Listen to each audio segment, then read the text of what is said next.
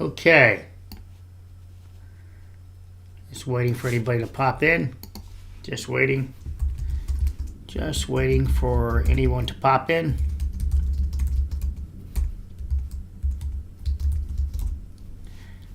All right. Hey, Pug. All right.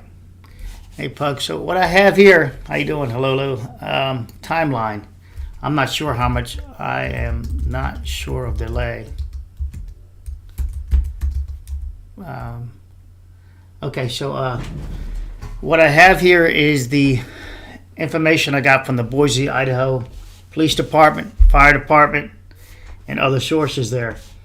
And what this shows, and I'll share a lot of images of the incident also.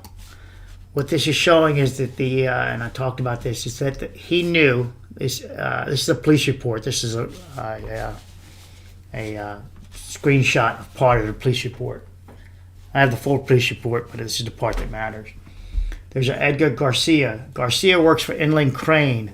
That's the people that rented the crane to their services to partner with, rented a service to the builder, Big D, and was the supervisor of this project. This Garcia was right. He was not present when the structure collapsed.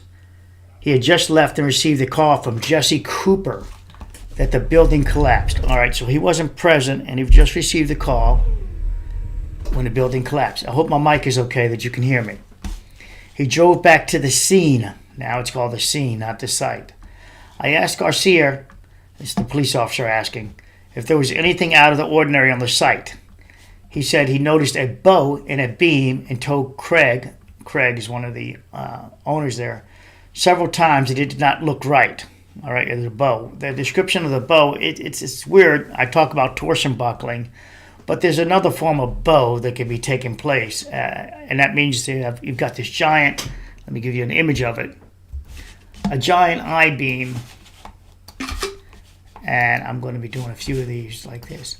You've got a giant...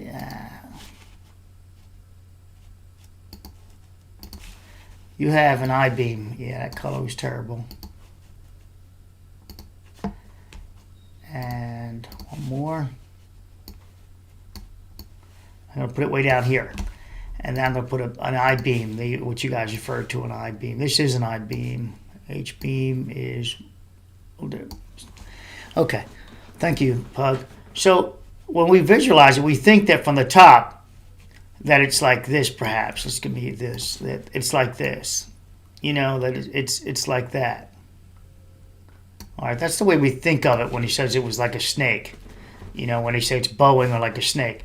The problem with this, guys, is that here's a support, all right? And, well, hell, that worked out, but it's the wrong place because it's not. That line is stuck in the screenshot behind me. The problem with this, I hope you can see it already, is that it can't be quite like this. Because what happens, this was this length, all right? And now you're saying it's this length. If that's the case, if it could do that, it would have pulled the anchors out, if it could do that. So the I-beam is probably more, if you look at when he said it was snaking, it was probably flat along the top and maybe, or flat along the bottom. And what we're talking about is really this guy at the bottom. So the top would have been straight. The top of this would have been, the I-beam would have been flat, straight, as you look down from it. But the underside, this part could be shifted over. See how that's like that? This could shift a bit, just a bit, not much. Not much, because it also has to put stress on the anchors at the supports where the I-beams and the columns meet. Remember, I show that. I talk about why you see part of one of the supports at the base column. I'm double dipping on this image now. No longer an I-beam. Now I have it as the column. And you see this part totally ripped off. And then on this side, it's ripped up. So I theorized that it was shifting, leaning this way. And this snake is how they described it. So not this, because this would have to, for it to be like this, it would have to shorten. And to shorten, these ends are anchored down into the ground.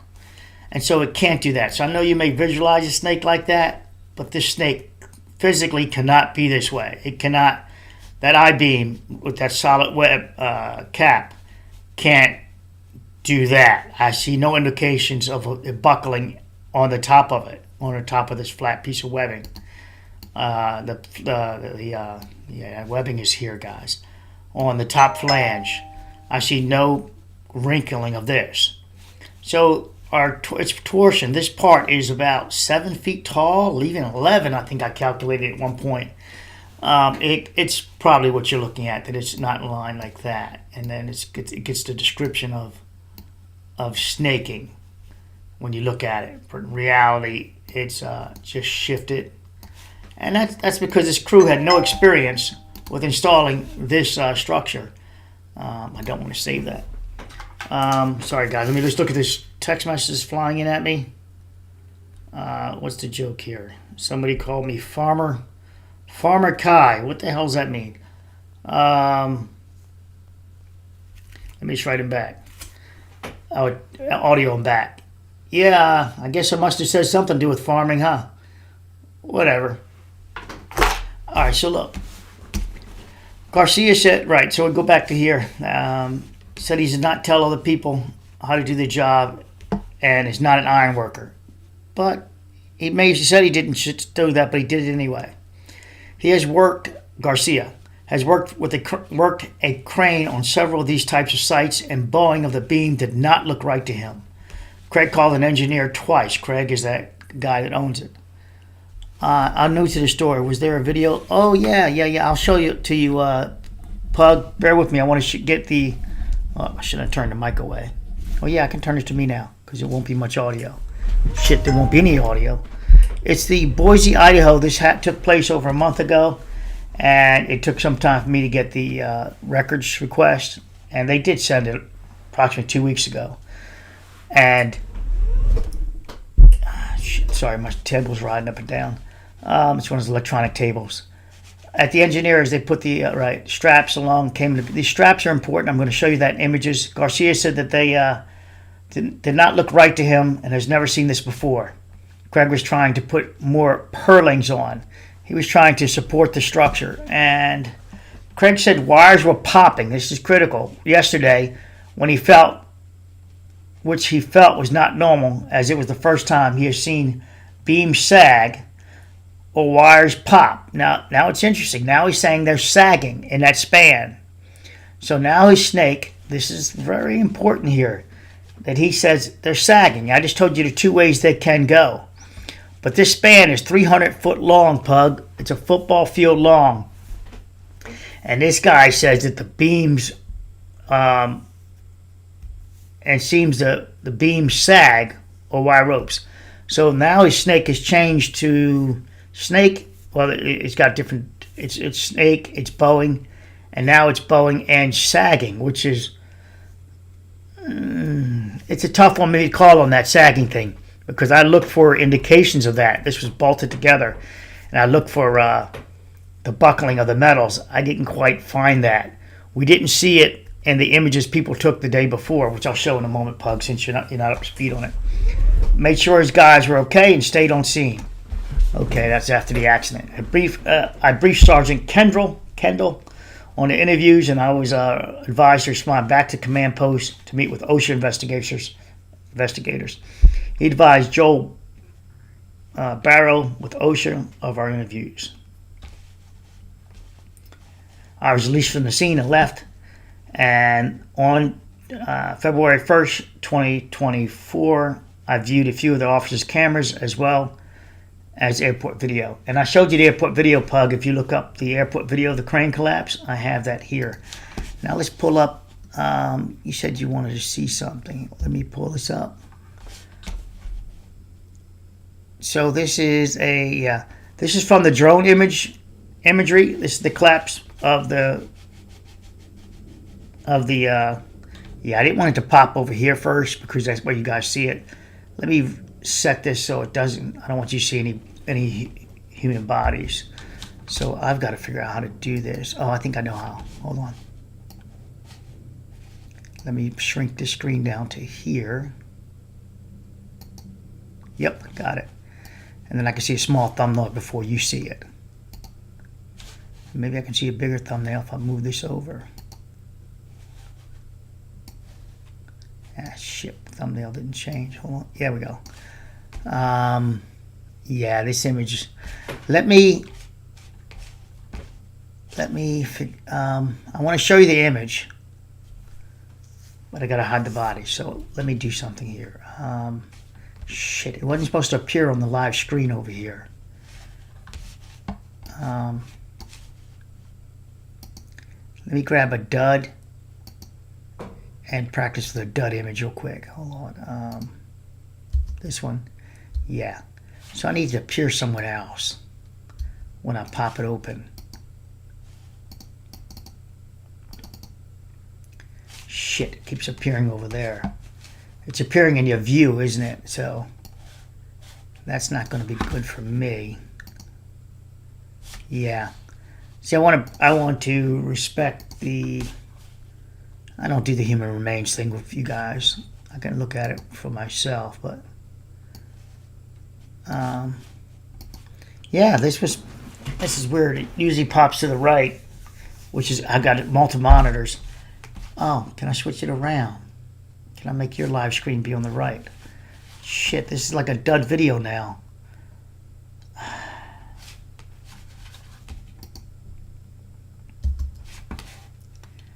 Yeah.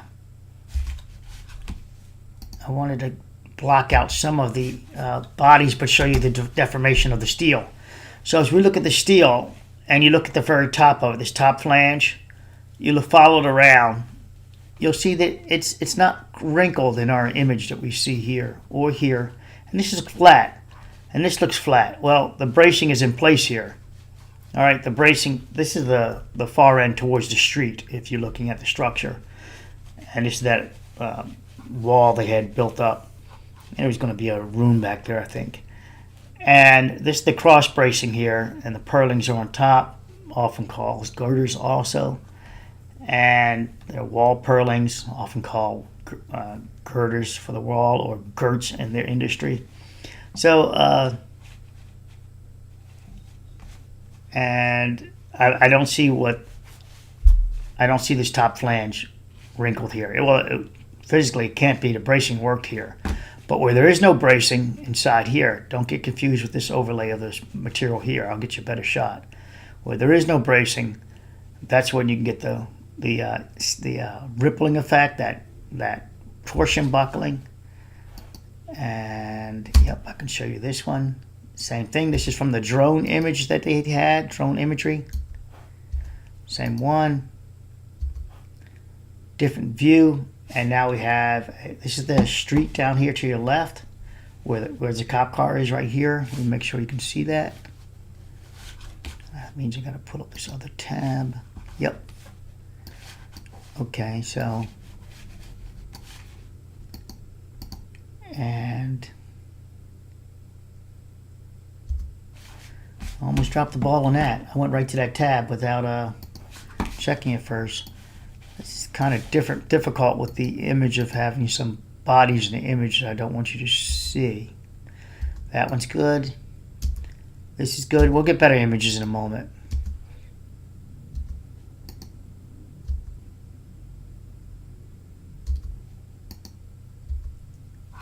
These are just the drone flyovers. Look for safety first. There's where these supports are supposed to go on, right here. They weren't installed yet. They're supposed to go on top of these supports here.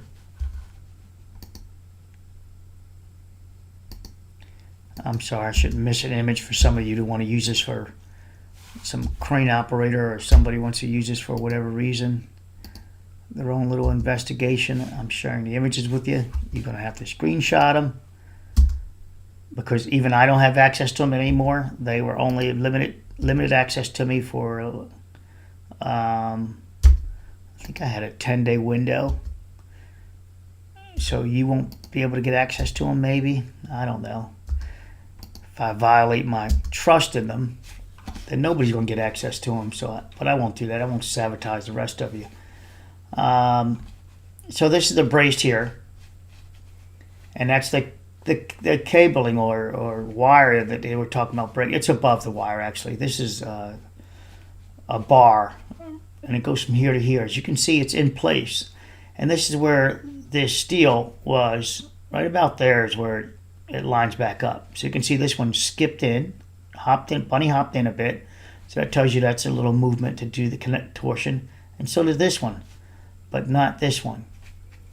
So, and this buckling tells you what's going on, that this stayed kind of proud. And when this bunny hopped in, the moment was created right there in the steel. So it's connected here, here, and here. This also lets you evaluate, well, you can't talk bad about the bolts. This did not pop off and then leave that straight. It bunny hopped in. That steel pulled in, that purling, that girt, if it offends some of you, and it pulled this steel in. And the steel from here to here it was pretty rigid. And it's so rigid that it bent it here because the moment was created further out. Even though you pull this in, you think, oh, it would bend here and the crease would be here. But in reality, the stiffness of the steel, when this bunny hops in, was able to stay proud right to there. And that's when it bent this steel. And you can see it mirroring up a bit. And this one, it's a different reaction. As that steel at that height, it's a different height, right? And different. So here it's only moved in from at a plumb, let's say, and this plumb is here. This whole back wall is supposed to be plumb, straight up. It only moved in from at a plumb maybe 10 inches. But up here, it might have moved in 20 inches. With that said, the moment changed. Look at the steel now up here. So this helps you learn in the future with forensics that when you start to evaluate steel that's laying on the ground, you can go, why is this steel bent like this and this one's bent like that? And if it was just scrapped on the ground, you can go, okay, I think I know how to put it back together. This was the steel that took the least amount of rotation. This steel had the higher rotation. And depending on the overlap too, because there's an overlap of the steel of about 2 feet from this piece to that piece overlapping. And, considering that the overlap is the same as down here, it just changed the moment to there. And let's see if anything, am I missing any comments? The hanger was huge, right? It was 130 feet wide, Pug. This span from here to the other end. This is the football field length. This one going out to the left. Now let me try another image. And this is the drone. They had a drone up in the air, and I was able to get a hold of it. So the guy said snaking. Well, this is bridged, right? There's the bracing's here, so there's no snaking here. Or someone else said snaking. He said bowing. So down here is where you might start to see a bowing. See down there how it turns in? That's that snaking or bowing I think they're referencing. I could show you this one. It's a little more, this is on the ground now. So this would probably be mirroring what well, it does mirror where the weakest part of this whole connecting system is before it impacts. You could see all the cross bracing all the way out to here. And then this is where the cross bracing, not to be confused with the steel that's on top. See, if I remove this piece, you'll see no steel behind here. If you remove this piece, you'll see that there's the bracing. All right, hey George. And from here, you'll see practically no bracing in between at all besides at the end. George, you're going to hit the keyboard, you're going to make me reveal my pornography views or something. Sit down. YouTube thinks I'm a porn person, so I'm just embracing it. So I was going to change my channel to engineering porn, maybe. All right, maybe the porn people will stick around and learn something. Not saying I don't enjoy some good porn now and then, but I'm just saying my channel is not about porn. So that's what YouTube is recommending. So here's this big, huge ass opening. Oh, you won't believe what I found. I don't know if I posted it with you guys yet. I found that YouTube in 2022 March, I had 2.6 million views. They ghosted. This software that I have keeps track of it. It's like the Wayback Machine, but it's for YouTube. and they keep track of everybody's views. I can find out what everybody's making. That's why I can say that Tool Time is doing it for profit, not for just news like I'm doing it. And he doesn't know what the fuck he's talking about anyway. So across here is that purlins, and you can see it leaning over. Well, because there's no cross bracing in here, so this is leaning that direction. That's the momentum it had. On impact, the other end is 300 feet total from the outside to outside back here.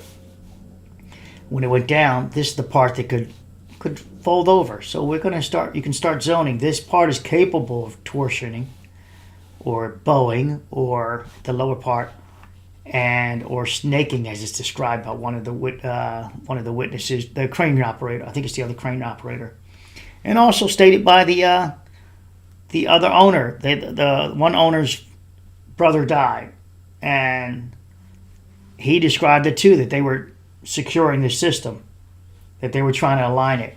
I think these are some straps right here. And now again, you see it's not done. If they would have put more money into this, I believe, sorry George, table went up on him.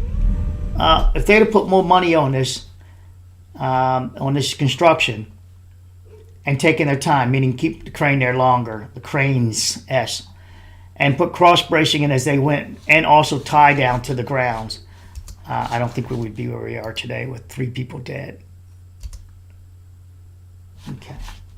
So this is that wall that they started to try to use. I think they thought they would act as part of the bracing, because I think that was the intent, because they only went so far, and they braced it back to there. I think they were double dipping, and there's no ties from there down to the ground, meaning ropes, cables. When I say ropes, we're talking about cable. Let me make sure I can see your comments. Hey, Bug, yep, I see you. Move this one up. And what do I have in the background there? No item selected. That's good, because I popped it up by mistake. See, this is interesting. Let me just see if I pop that up. Nope. Let me just see if I pop this. Oh, shit.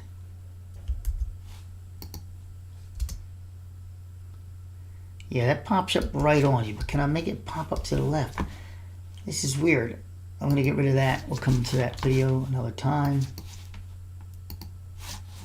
Okay. I'm looking at my thumbnails now. See if I can show it to you. It's off to the right screen, and yes, I can. So now we have the man lift is falling down. There's the crane, the end of the foot of it. There's the fireman working with somebody. And we're getting close to images I can't show, I think. Yep, I can show this one.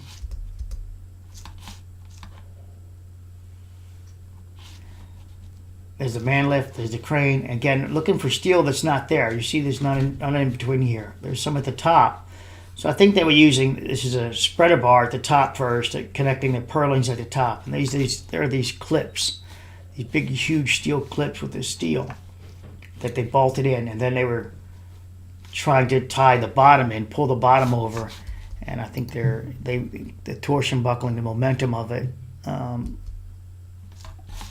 and the shape of it just continued its deformation to the point of going down to the ground. Again, these are the images from the drone they had on scene, and look how huge that bow is. That's the end wall. Now, keep in mind the camera might be showing some out of scale too, but it looks pretty good.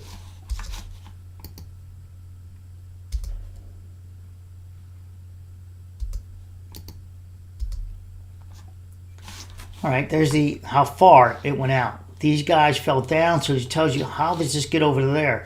So clearly we have a tugging moment that direction in the middle. We could have a pushing moment, meaning this is pushing on that steel. And that could be as simple as that, because this is connected to it. It can't go over the other direction because this is connected at the top, as you can see. And so it reverses.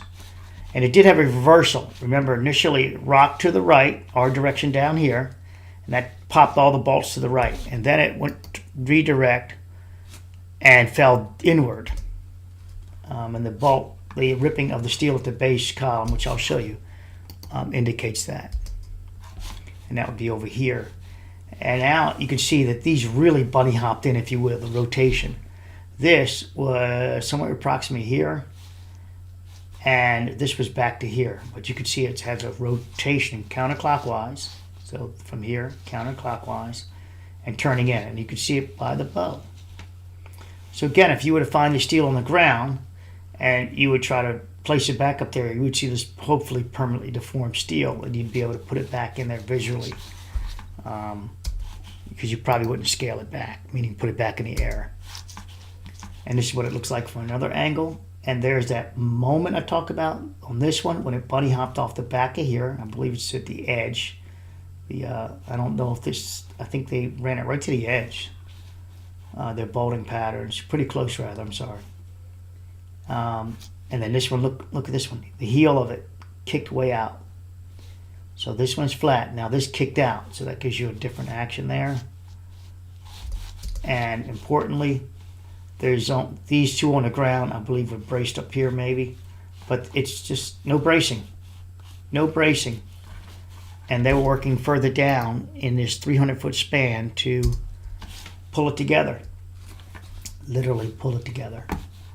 Here on this side, we see that the bars are in place, and here also. So the legs pretty much kept strong. So they pretty much did the legs okay, but they didn't continue all the bracing all the way down.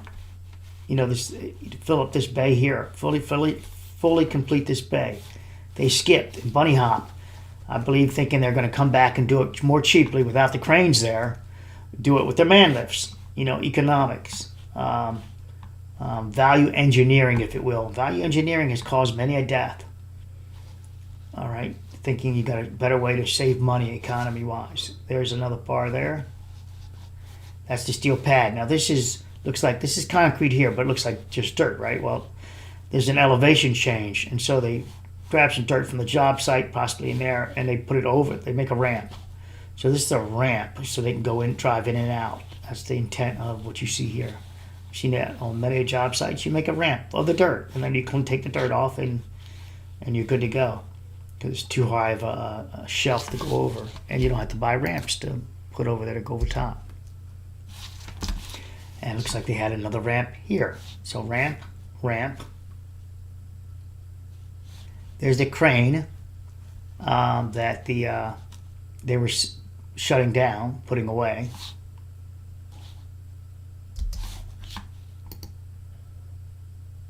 Yep, I can show you this one. Here's the crane again. And Tandemax sent me a crane, guys, to do a model with this. And we did do a model, and you're still using that in a model that I'm working on. But now as we look at it, you know this is one to the far left. So you know how bad this is. It bunny hopped way in. This kicked off the heel back here out to this lower level. This one more rotated in, and as we look at the feet, at the base, this one skid in a little bit. That skid in a little bit. Then it back to here, and here, here, and here. So if you profile it, you draw a string line. This is where it's supposed to be. So you would string line it. And whatever the string line shows, you could profile that's what's going on to the opposite side. Again, I'm sharing the images because that's my intent to share with you guys. And this, I believe, Tandemax, this is not an edited image. I think this is the fucking strap that they used to start trying to pull it over. Tandemax guys has got a million years of crane operation under them, hours of crane operation under him. Not literally a million, but you know. And certified everything else. And we went over what, him and I got into a battle once on the YouTube. We took it off. We took it offline into phone calls. We resolved a lot of things. And I'm saying that they were pulling it together. And there's a strap, I believe, there. So they were literally, if this strap is here, this fucking strap, there's more straps you'll find on the ground in a moment. But this strap was used, what was the intent? To hold this together. This strap obviously worked here, but in other places it did not. But straps, this is, scary. You can use some chains, but this strap looks like if you look at Tandem Max, you see it down here too. It looks like they hooked it, wrapped it around, came across there with the strap and did that. So this strap could actually slide down and change its position to begin with. But what the hell? Straps. Not chains, not tying down to the structure. But I believe these are the buckle for the strap, and it looks like it goes around. Well, that's odd to me, because that one looks like it's further down also. And I believe that's a strap on the ground. So, when OSHA, they're just going to terminate this real fast with negligence and get their money. And they're going to run. They're really not going to give two shits about too much besides getting their money. And if OSHA's listening, I apologize for, putting that size on it. But I know you guys are pressured to run from one job site to another just to close it out and move on. Now, this is that buckling I'm talking about. Now that's an abrupt change of steel right there. That's an abrupt change right here. This is part of the torsion buckling, the flipping and flopping. So this side is this side, then it inverts. This is all a natural curve from it collapsing. This one is compressive, meaning it couldn't create that natural curve. And so it was under so much force on its failure spot that it did compress inwards, and you got this refined location of a buckle in the top flange, that direction. See, that's nice and casual, nice and normal for the steel. You can still straighten the steel out, nice and normal. Oh, incidentally, a lot of this steel will be able to be reused. They'll be able to unbolt a lot of these sections and reuse them. If they're going to rebuild the structure, it's only this parts that's all fucked up. This part here, they can get rid of this and this. It's a lot of the steel will be, unless the insurance company doesn't want to insure the building because they're reusing it, a lot of it's going to be good to go. Got to be careful in this next image. Let me see. No, we're good.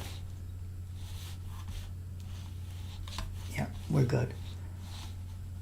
So there's that wrinkle. This is the further out shot.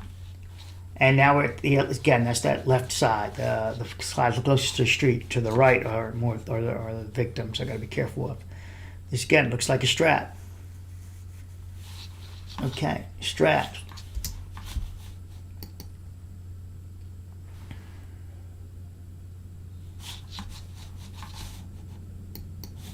Hold on. Shit.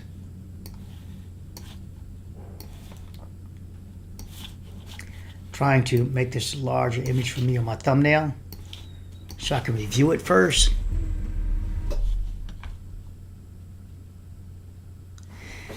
Yeah, I can't show the next image. Sorry. I wanted to. Okay, I can do this image. Hold on.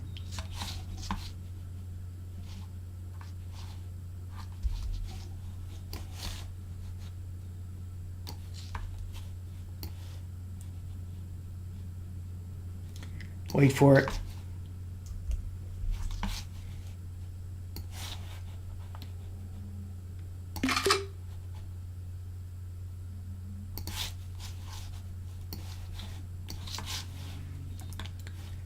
All right, so wait for it. Give me a second.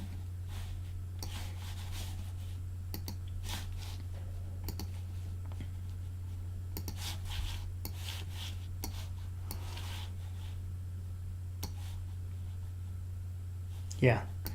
All right. So I can show you this image.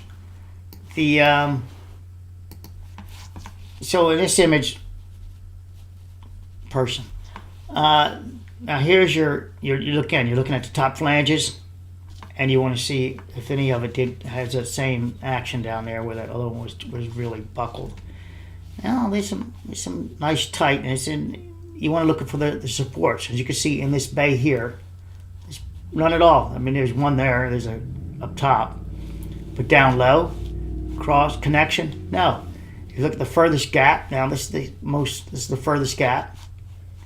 And there's a huge gap here. Look at this. No steel there besides that top purling. So I want to go across the top, but not the cross bracing that was supposed to be below.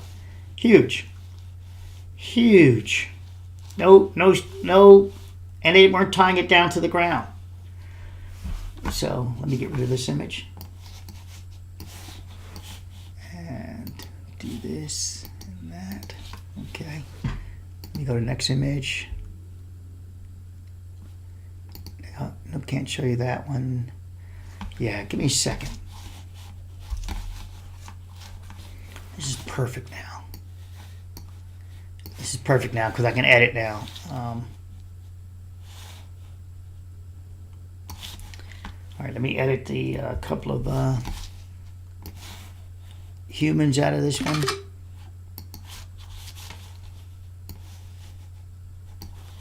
And then all I'm editing is the dead bodies, the dead humans.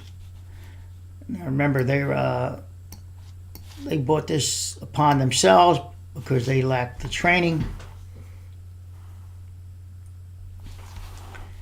They lacked the training, and they wanted to work probably illegally. A few of them. That's what I understand. They were from like foreign countries and sending the money back to those foreign countries. Let me make sure that image is clear for remains.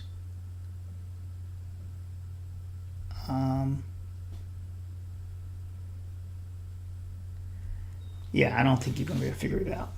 So so here's the crane, and we're looking from the top view. So that's the angle, tandem max. We got a much better angle now, as you can see it. We estimate this to be about 60 degrees. Tandem Max and I did, or I estimated about 60 degrees for it to determine where they were connected. Now I can tell exactly where they were connected because I can see the connections and I've got the plans, etc. So I can tell exactly where they were connected. I can tell exactly where this is. And we could see the steel over there. Again, no bracing. It's simple as they didn't brace the building as they went. They didn't have the skill set to do it. The engineer did tell them that, I don't know of that day, they're saying the engineer told him to proceed. If he did, then, that's ridiculous of the engineer. Speaking of which, Champlain Tower South, we talk about an alarm system being pulled by the security guard, Shamoka, that she could have saved lives. Well, I'm going to tell you guys the alarm system was pulled 2 weeks prior. What do I mean by that? Semantics a bit. The alarm system was pulled 2 weeks prior, and that the building maintenance guy called the engineer and said, I see a crack in the planter box. That's when the alarm system was pulled, right then. He took alarm to it. He called the engineer. The engineer, this is what ties to the story. The engineer shows up and says, it's grass growth or whatever it was, right? There's roots. That engineer walked away then from this, and it collapsed, 2 weeks later, thereabouts. And so who's at fault there? I think it's the expert, the engineer. I think that one engineer should never be allowed to practice engineering again. Just like, I don't know if you can say that doctors, people die. They practice. At what point do you stop a doctor from malpracticing? A cop kills somebody in a line of duty, and you go, and in hindsight, we look at it and we go, no, that you shouldn't have killed them on that one. But you know what? You got immunity, so you still got your job. That's weird, right? That he shouldn't have his job anymore. He or she should not have a job anymore. It's like you're too dangerous. Your judgment was in error. You said you thought you saw a gun, and you started shooting, and it turned out to be a cell phone. And you shot the person to death. So at what point do you say that, look, you're seeing cell phones as guns now, you're not processing the data good enough. And you say, look, you need to find other work. That's it. You got this wrong. And we don't want to kill somebody else again because you processed it, or reward you with saying, that was okay. We believe your cell phone looks like a gun. No. And just because you see a gun doesn't mean you can kill somebody. Second Amendment rights. People have a right to own a gun and have a gun. And have a gun if you roll up on them as a cop. So you just don't have the right to shoot them because you think you see a gun. So this guy, this engineer at Champlain Tower South, said it was cracks. People died. 100 people died. At what point do you say, you count that as one? Is that one? No, you say, look, you can't, you're done, man. You got to go find another career. You're done. You just can't do it anymore. Now, medicine, the doctors cover for themselves, so it's so hard to find out their errors, their medical malpractice, including the pharmaceutical prescriptions. As we know, people die of, overdoses of quadrillion times, and they just make it look like it's self-inflicted accidental overdose. In reality, it was prescribed overdose a lot of times. So now we have this engineer reportedly to us that the owner called the engineer, and the engineer said, go, just, align it up. Well, if that engineer just told him to line it up, well, then that engineer needs to find a new job. Because clearly this is something that can kill people, and you telling him over the phone, if he did say it, or she, if he or she did say, just line it up, you'll be okay. I just find that weird. Because I didn't see where they had a field engineer out here, construction engineer guys. I didn't see where they had a construction engineer on this job site. So why would a construction engineer tell them to do it without seeing it, without being there, without evaluating it better? And that includes pulling everybody off for safety reasons, then taking a survey of the structure, and then starting with securement, safety. Safety first. It says safety first keeps you from the hearse. Now, if they had an engineer in their pocket, meaning this engineer was always working for them, the engineer will say whatever they want him to say. So now we see this huge ass. This is where the people died.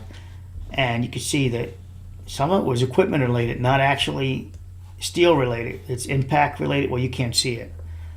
But some of it was fall related, impact related from a fall. And I'll say that some of it was, just blunt trauma to the body.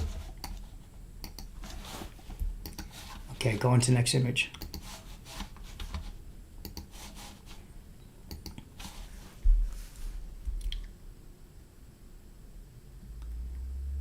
Pulling up next image. Well, there we go.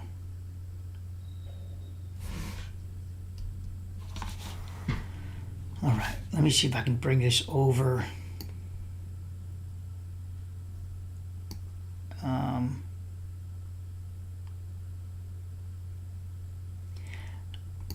I'll let you see part of it. Make sure it's not going past the screen. I can let you see a little more. Maybe shift it a little more. See, I have multiple screens. One's faster live than yours.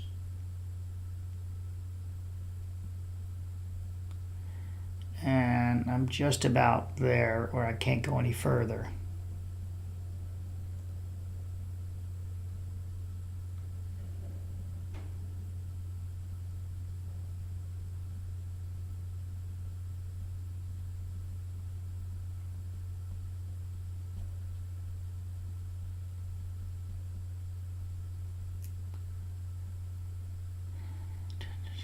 Sorry.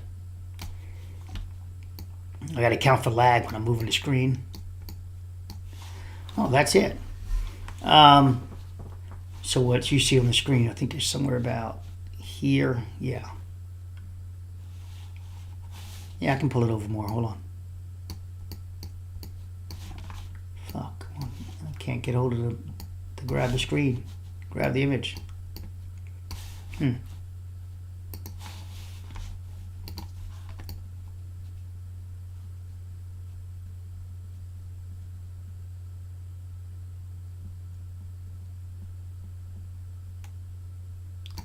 Okay. So I put the mouse there so I know what you can see. You can see probably over to here at the edge. So now we see the crane. The crane is connected to up this direction. and the steel fell down on it. Look, this steel, the spacing I think is approximately 20 feet, like 19 and some change, and then there's more spacing between it. Did I get that right? 19? I want to say that. 19's in my mind. And yet this steel bunny hopped onto the ash end of this crane, and this obviously slid down, impacted it. But now let's just look at the steel here. This is just for you guys for the record, so you can keep track of if you want to evaluate. You can see the stiffeners, the bolted connections, all that's flat. You can see it laying flat over. That's because there's no cross bracing. It's simple as that. They didn't put cross bracing on this damn structure as they installed it. Let me just race through some of these images now and get you, pull this one up. Where'd you go? All right, drone image. Back on the other side of the structure now. Yes, this is the structure where we see from the street this way. Street's out there.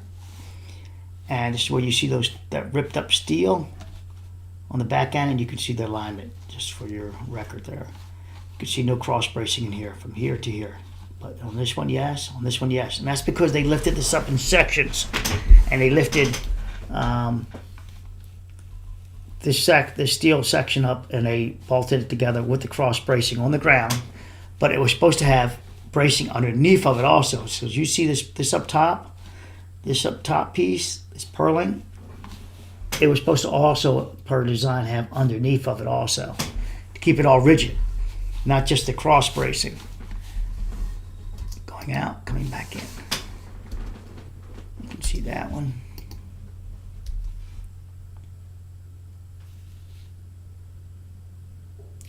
So I critiqued the fire truck company for not getting in closer or using a ladder, and then we have some type of weird barricade here. They could have pulled it away anyway, whatever the hell it is. It's in a parking spot.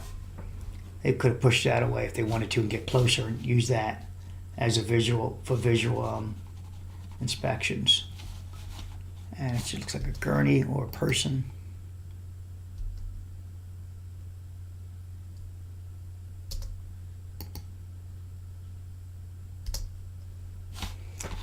On the far end, it's more in line here on this end.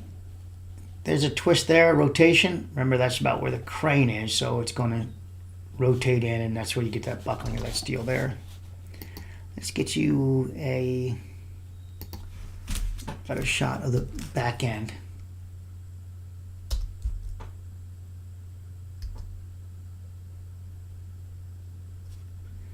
You're just seeing the equipment. For Tandem Max, look, Tandem Max, this part of the equipment's been forced in that direction.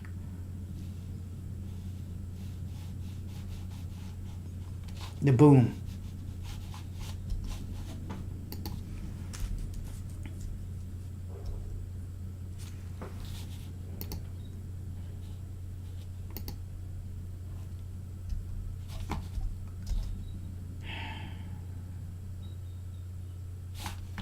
Yeah.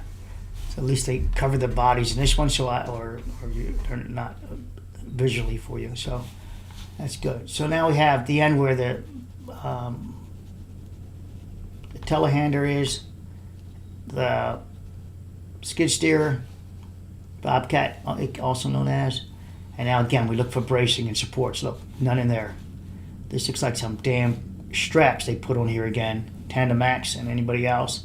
Looks like they're using straps, and there's another one here, it looks like, to try to square this up. And then they were adding the bracing as they went. And that resulted in the death of 3 people. That portal, the end where the planes come in, this was made to be closer together. And they secured most of it. This is what the public relations firm stated that they were installing the day of. Now, the public relations firm is for the crane company. Why wouldn't they just state that they were helping straighten beams? Because it doesn't sound good, does it? Because a crane is not designed to straighten beams. It's lifting, lowering, you do the work down there. But I think this crane company had, and Tandem Max and I are in disagreement on this for the record. I think the crane company has, at this time we're in disagreement, has liability in this because, in my opinion, they lied about them placing this steel. Now you could say semantics. Well, we were still placing it, but they said they were placing the last beam. All right, not the cross members, etc. And it was connected to this beam. But it appears this beam, this one that the public relations firm released from Inland Crane, lied because this was placed the day before. I believe it's placed the day before. Tandemax and I both looked at the images. We believed it was placed the day before, and the one crane was left on the job to straighten. And lo and behold, some of the crane operator, etc., a couple of them state that they were straightening the system out. I think I can show you this one, but what's the point of this one? Maybe I can. Let's see. Yeah, at this point the bodies are covered. So, but this is now important. This is where the crane was connected. Right here. And they use I think a cable, rope. It's metal, guys, metal rope, same thing. Wire rope. It's right here, and they switched it over to what's known as an endless sling. You can put this in any position. You know, move it down here, still pull on it. Move it over here, still pull on it. It doesn't have a shackle at the other end, if you will. You just hook it on, whatever you want to hook it onto. And it's what it is. So, and there it looks like another strap. This looks like the strap again. And this crane was connected there, and yet this is already braced back here. So, no, and the weight of this was greater than what this single crane could install. So I think it's a lie to say that they were installing this last truss that I think the public relations firms mentioned. So back here is the where no cross bracing is. This is not the crane company's fault. This is the fabricator and them not hiring a construction engineer that has skill set to know that, hey, we have to do this in a slow, methodical method that won't result in a death. That we have to brace as we go. And let me look at this next image. And that's the problem. I think I could show you the next image. I think it's the same. Yeah, it's the same image. All right, so now here's a better shot of the crane. As we see, the crane is important. This isn't broken. So when the crane went down, as Inland Crane's public relations guy said, it broke on impact. Well, if that's the case, this crane would have rotated over, and this would probably be, the legs would be a little more different than just falling back in place and then this falling back on top of it. So this crane didn't break on impact. They try to say the boom broke on impact. Now, I show you a video where it breaks in the air, and I got that from the talking to the municipality. I have a video, I mean. That was no good. That image sucks. I already showed you that. I'll show you this one. All right, so this one I'm covering bodies. All right, so now we see there's a sling. We have a man lift.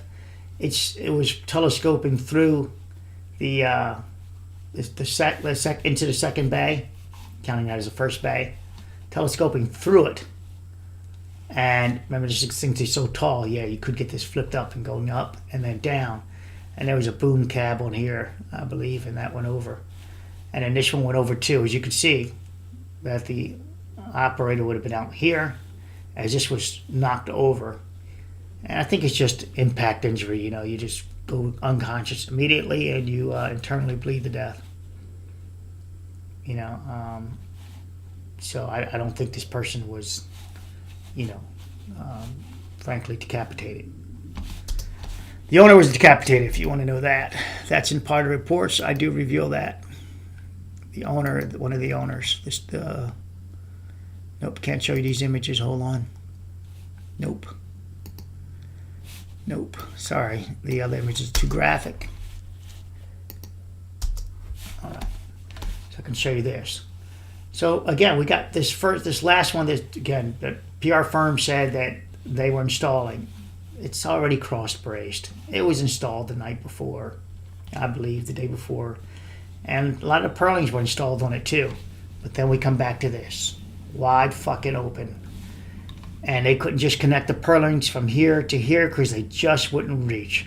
So since they won't reach, let's go ahead and ratchet this son of a bitch up and pull them together. And there you go. Torsion buckling led to failure created by the spans and also them not fabricating it correctly. There's another shot of that. Another shot of that. Now the spacing is good here because it's locked in, screwed in. But it tells you it's not good here because they got presentedly a strap. They could have locked in more purlings across the top of here and slowly worked their way over from both ends. And nope. There's an image you can have. Again, it looks like the strap. There's a lot of images they sent me, guys. A shitload of data. So there's it in relationship to the crane, the end of the building, and how rigid this. You can see the cross bracing much better up here, and how it works. Very rigid. And now we have this, very rigid.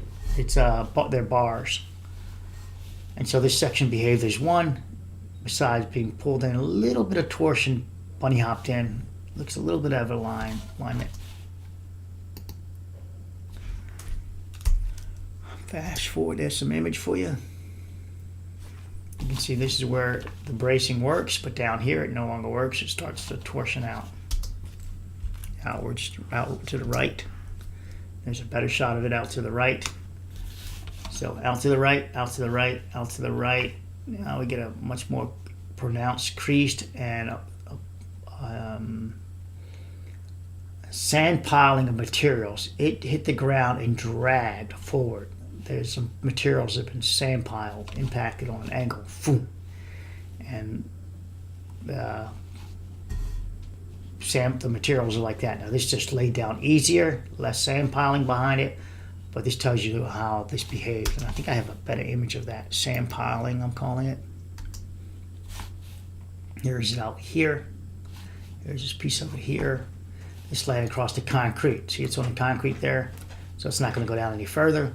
But then this went down further, and there's some sand piling. You can think of it as snow plowing or whatever, but here is definitely a much larger image of it. The profile of it. This is on concrete, so it didn't happen. And what appears to be straps again.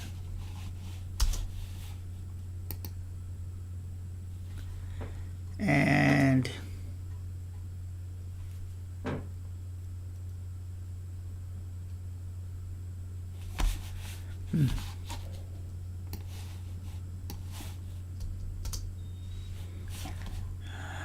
trying to find the image for you. Hold on.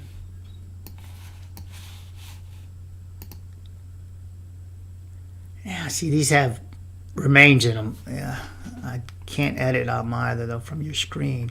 Oh, I think I can. If I give you a smaller window to look at, I think I can shrink it down. This window. Hold on.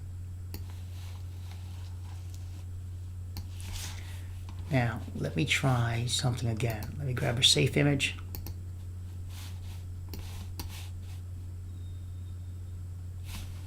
Wait a minute. Let me see what you see again. You're seeing part of my...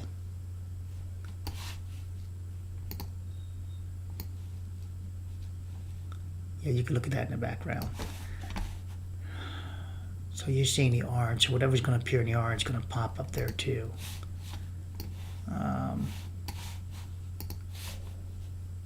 So you'll see it. It didn't do anything. It's using the size of the window on my screen, not the... It doesn't care what I put it in that window. So it would have popped up the part. I don't want to show the human remains. It's good data in those images, but trying to avoid that.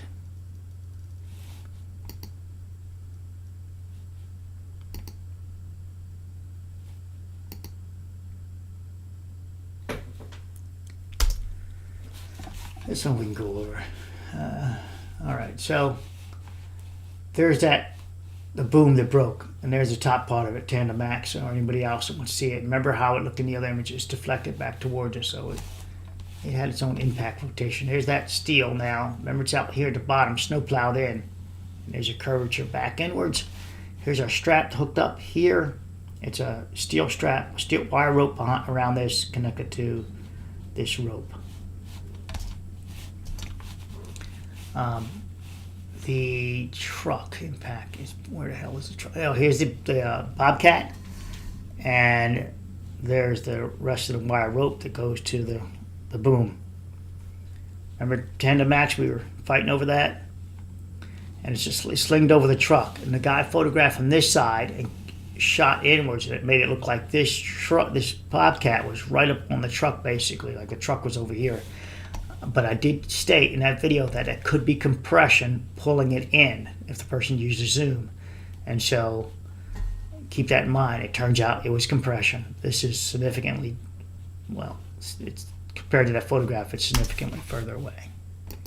But it was impacted, that man lift, that Bobcat. And you can see how it rotation in right there. Let's move it. I'll let you screenshot, if you want to look at stuff. Just fast forward it. Some of this has no purpose for us. They just took it just to be sure. Photographs to evaluate, which you should do.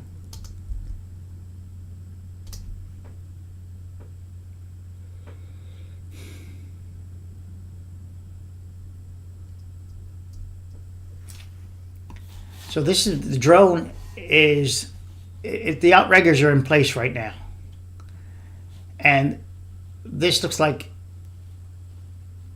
a pallet, if you will, and there is no bars across there. Now they look like they're in place. That doesn't mean he just didn't lower them all the way down. He's driving around with them half cocked, if you will.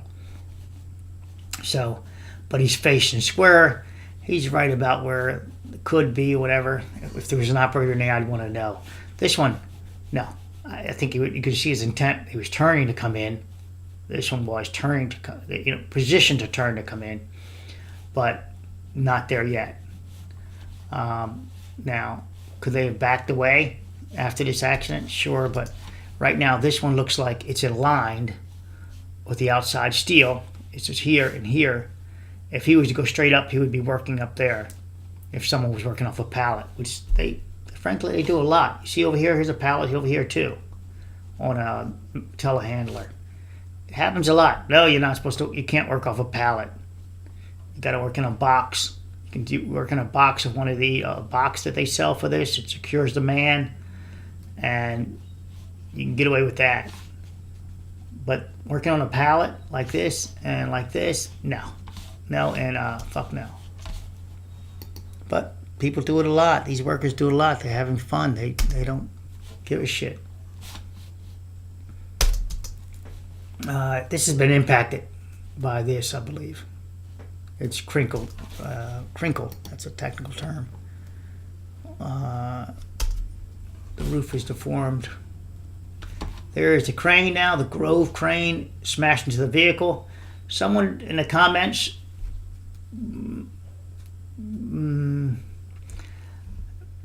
alludes that they work on this site, and they say this is the owner's vehicle, and he just got out of the truck when this collapsed. Well, that's a perception of the person, if it's true, because the owner was further inside the job site when this building collapsed, further inside the collapse. So if the person does work there and you're listening, yeah, I'm just saying that there's a little, your perception and where the body is located. No, he didn't just get out. Oh, I think you also stated he went to the bathroom, right? And there is somebody that went to the bathroom, but it wasn't the owner. Oh, for your information, it was the one of the crane personnel that went to the bathroom. And as you look here, you're looking at the bracing. It's pretty good. It's impacted this now, and with that said, it probably popped this off because it's probably connected. And there's the impact in that snow plowing I talked about, sand piling. That's that steel that's on there. There's a strap of some type. Let me check my messages real quick. Somebody just text me.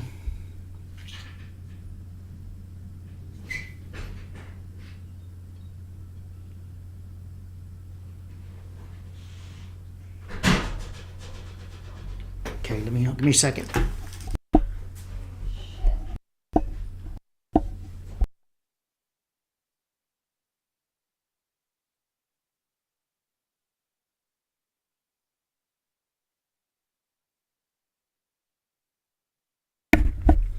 Okay, sorry guys. I'll let someone know that I'm recording to just hurt them, not to get too involved in screaming at me if they were going to. Yeah, they're not really screaming, hollering out at me. So there again, there's your snow piling effect. So impact, impact, and then that follows down pursuit afterwards. Oh, come on. Racing through some images that you don't, I'll show you. It's just, it's probably the airport police and maybe even the military police over here, but there's an aircraft, a military base also. Terrible runway condition. Look at this. Fractured all the hell. This asphalt.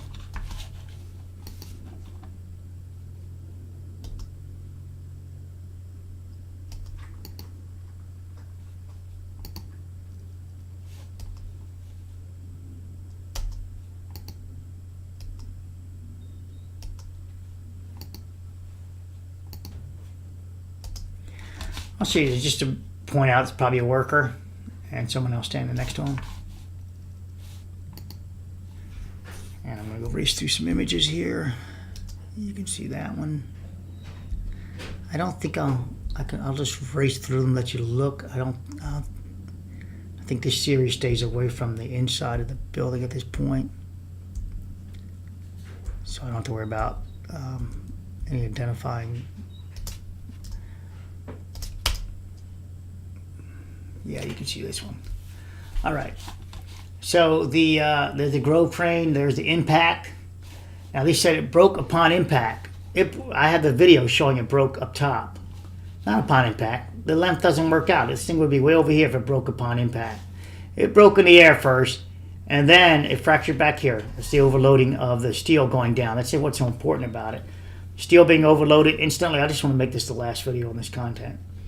Overloaded. And impact here, and then from there to here, the secondary shock wave broke this part from into a boom. So you got two breaks, 1 and 2, presented to us. All right, the man lift. The guy was stuck up there for a while. He took a selfie, 2, 3, 4 selfies. He was inside this man lift, I believe the orange one, the only one that was up there. And yes, he posted them.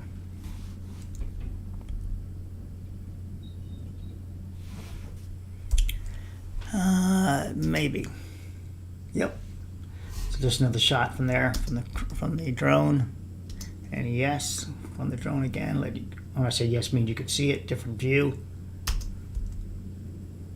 Yep. You can see it without me showing any body.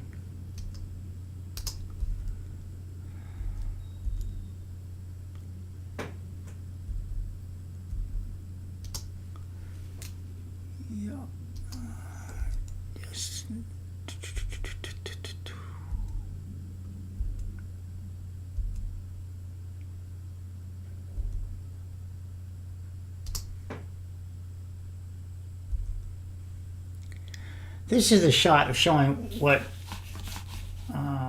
it might be in the claim, it might be somebody else's job. But there's some supports that go back here. The roofing was not going to be structural. It was going to be a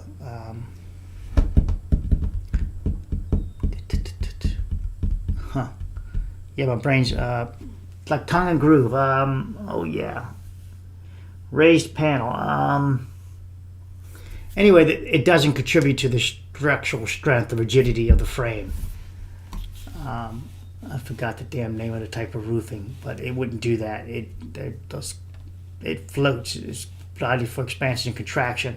So if it's not locked in, if it's expanding and contraction, then no, it's not structural. And this is a truss system, as you can see. This one is a truss system, and there's all the wire and or bars that are used for making it frame rigid. And then the back wall here, this is making it rigid also with these little braces coming off. And obviously this doesn't need on this side, presently on this side, but it's a much different design also.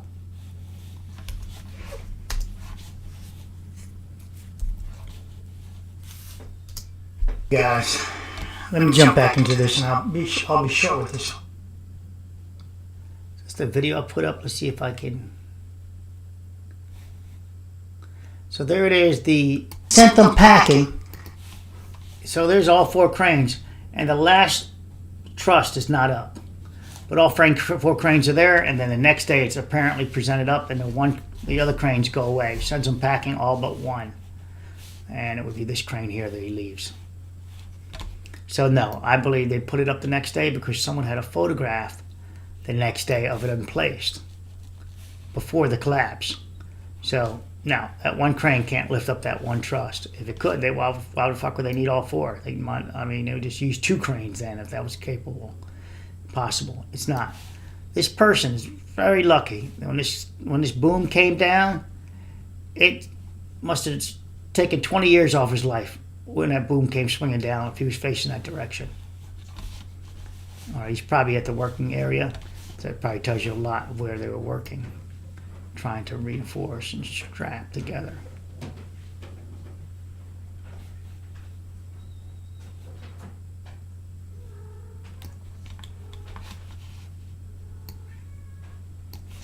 There's the rips and tears I talked about, found in multiple videos, although I have a much closer shot than that. Let's see, I'm just scrubbing this video real quick. Okay. And let me get you that close. Again, this is going to be the last video I make on this, so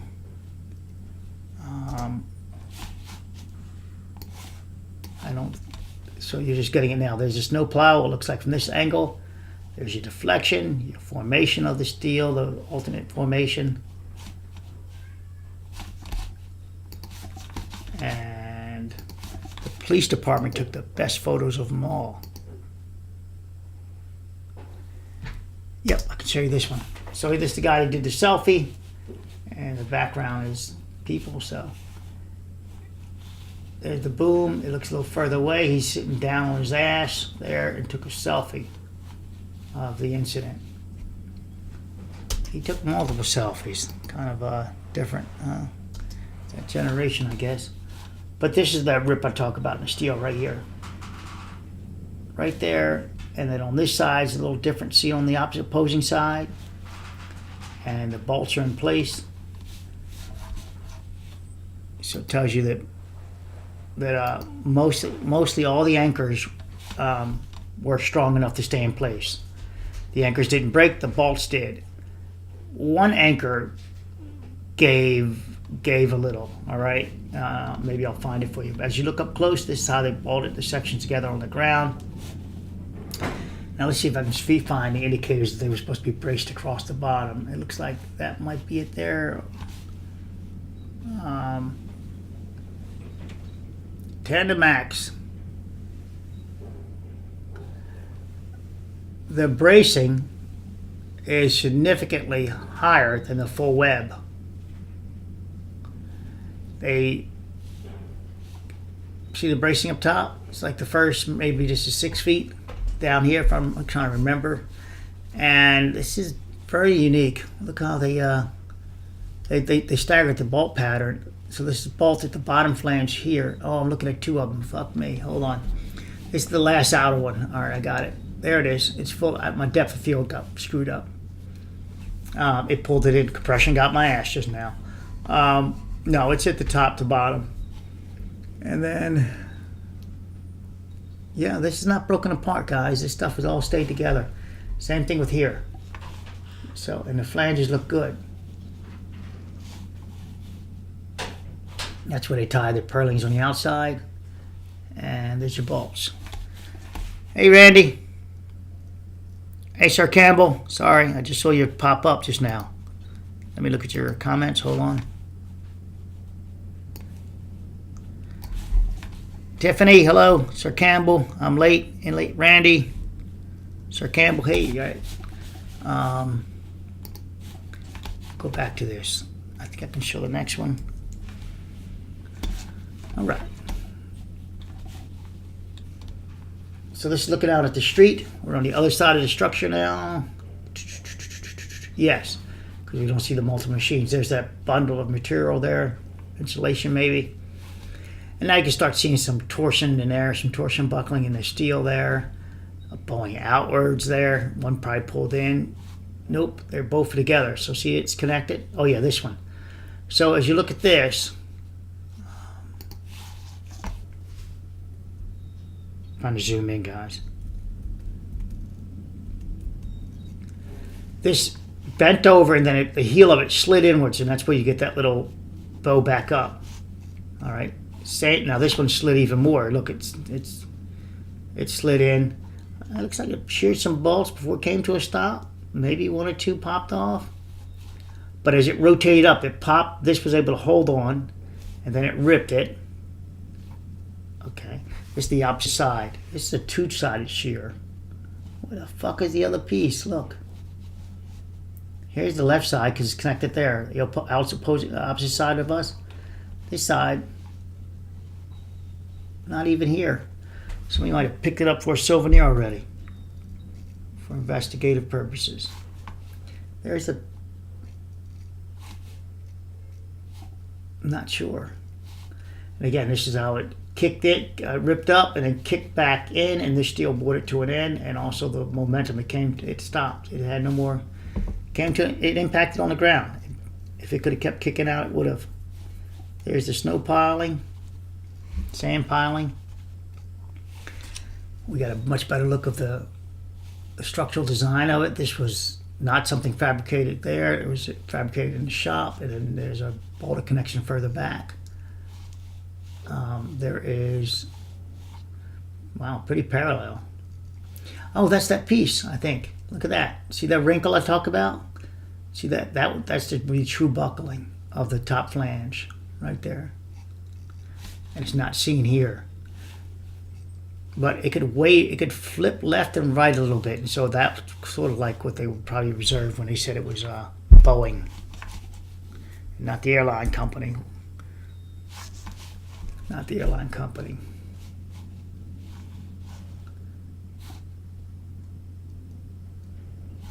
So the little bolts in place. All right, so bolts are in place. So this shows you that their anchorage didn't fail, as a lot of people like to have said. The bolts just sheared off and popped. This one is interesting. This one looks like it punched through. And there's the head of it there. So there's one piece of steel where it punched through. This hole was probably made larger to fit the anchor. Because this company, it was really good otherwise. And they're the bolts that popped off. Look, it necked the bolts and popped off the bolts in the nut. It ejected them. Oh, sorry, I made a mistake in my pronunciation. There's a inland crane, and this is the bolt I believe that I'm talking about, where one pulled up. Nope, it's not here. It's another image. All right, so there's the bracing. This is a bolted nut, and then you look at this brace, you see if it's buckled or bowing out. This brace looks good, so does this one. So that tells you it's parallel still. It's not leaning, it's not punching through like this one. See how far this one leans through? So this tells you this is a little more leaning over, compressed, and coming through. These are still under tension, so probably pretty parallel. Now the top side, I don't see it there. Oh, that side I can't tell. Looking at the bolted flanges, all good. All good. And there's my, oh, this is what I said. Oh shit, this is one of my own screenshots. So there's my magnified image. And there's the strap. Simply little hook strap. Rated like 5,000 pounds. You can pull on them. Don't worry, guys. Those things weigh 90,000 pounds a panel.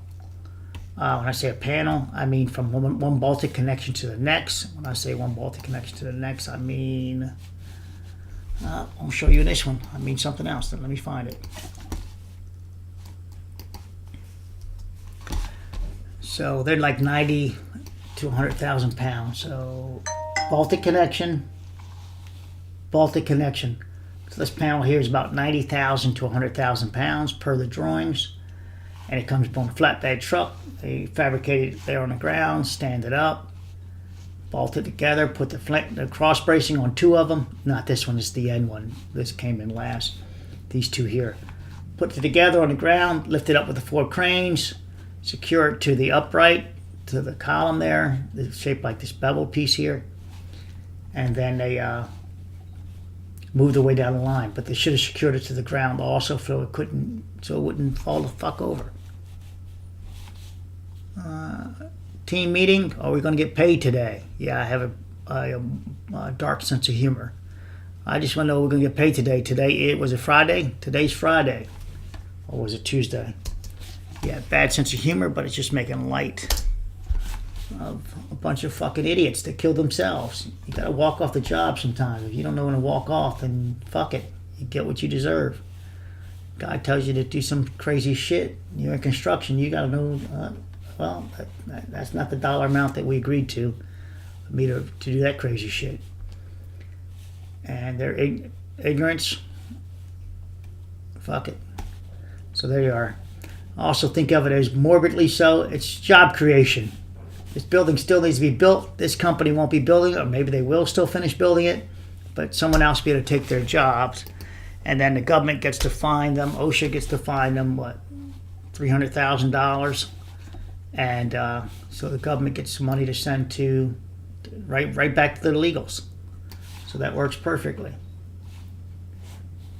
But this company probably hired illegals, probably. Trying to make them illegal, maybe.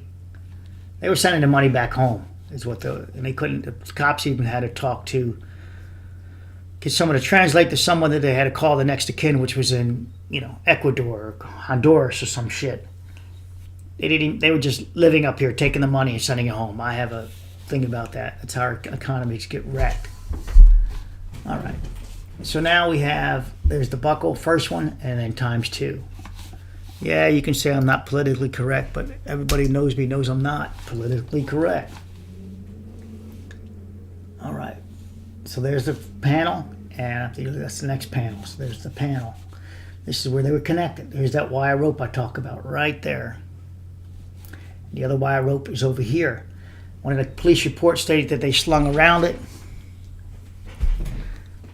Randy says, wouldn't be the first. Sorry, Randy, I'm trying to get the page to move over.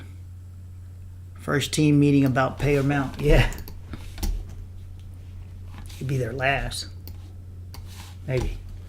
They're insured. All this shit, insurance going to pay them off. And if they had them on true payroll, yeah, I think, I think you can find negligence easily. Because this is just through fabrication.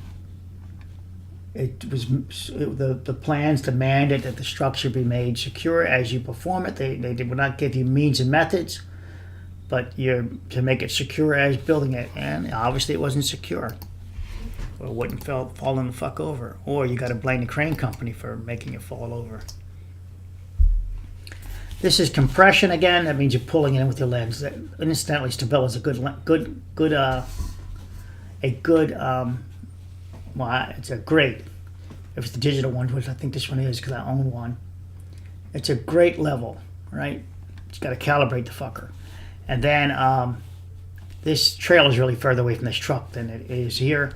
But this is the wrong level for this. It's actually a plumb bob used to fabricate these tall structures like this. It's a plumb bob. It's not a, let's see if I can find one for you. It's not a damn level like that. And I see guys using 6 foot and 8 foot levels on it. I'm like, no, it's a plumb bob. It's a,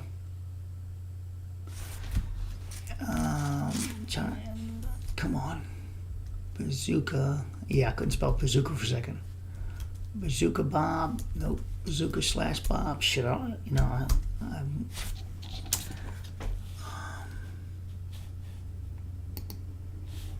yeah, got one for you. Hold on.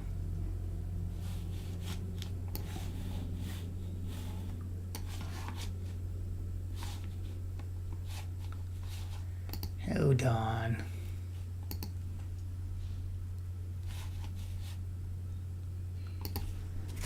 Hold on, I had it.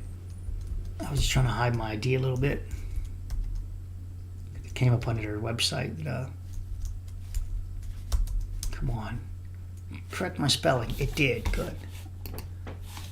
I count on that spell check.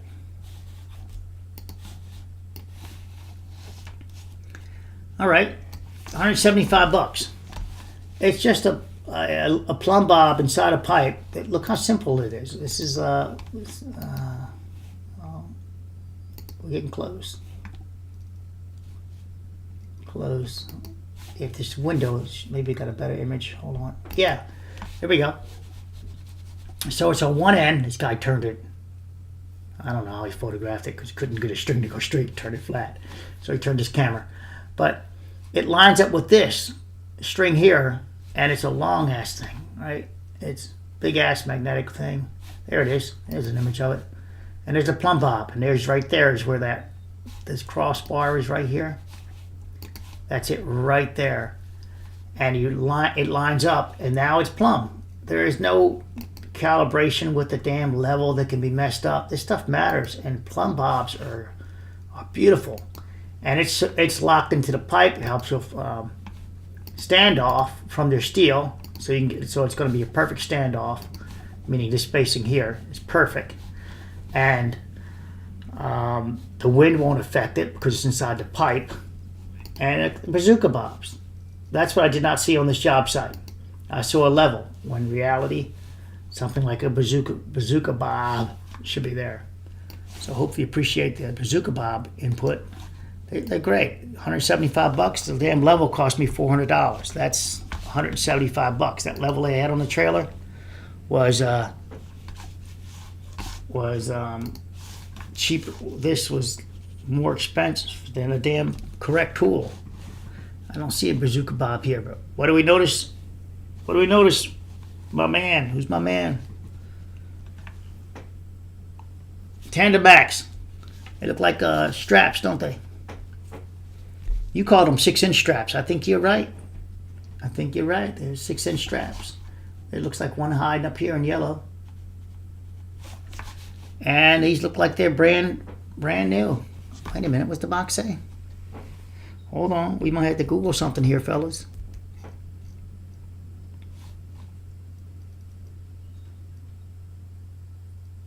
Oh, a generator. So they bought a 28 watt generator to work, put electric on the site. But there's our strappy straps on there. There's the evidence.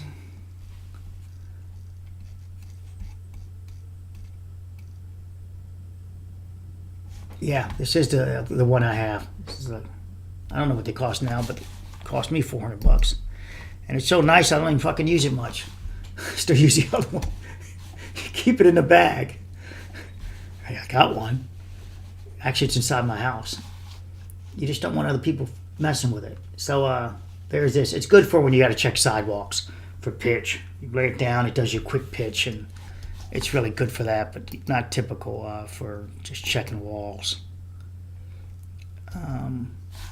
Yep, this shows that the boom was fully extended. That's the end of the boom. She was fully out there. And there's what that rips like and tears like. That this part tears first. It's interesting because at the end of these booms, I've noticed construction of booms, that they usually have an extra wrapping of steel right at the end. Not this, but another extra wrapping of steel. And that extra wrapping of steel acts like a stirrup. It makes it stronger there, and there's a little more rigid out here. But this one, the gradation of it looks like it's just all the same, as they built it there, except for then they chopped it and put an opening here. There's a little bushing here, but nothing is to cry about. Nothing special. Save what I'm about to point out. So I said stirrups. This comes out, slides out, and does what it does. But then look at the mapping of this. And I don't know this crane if this crane has this on it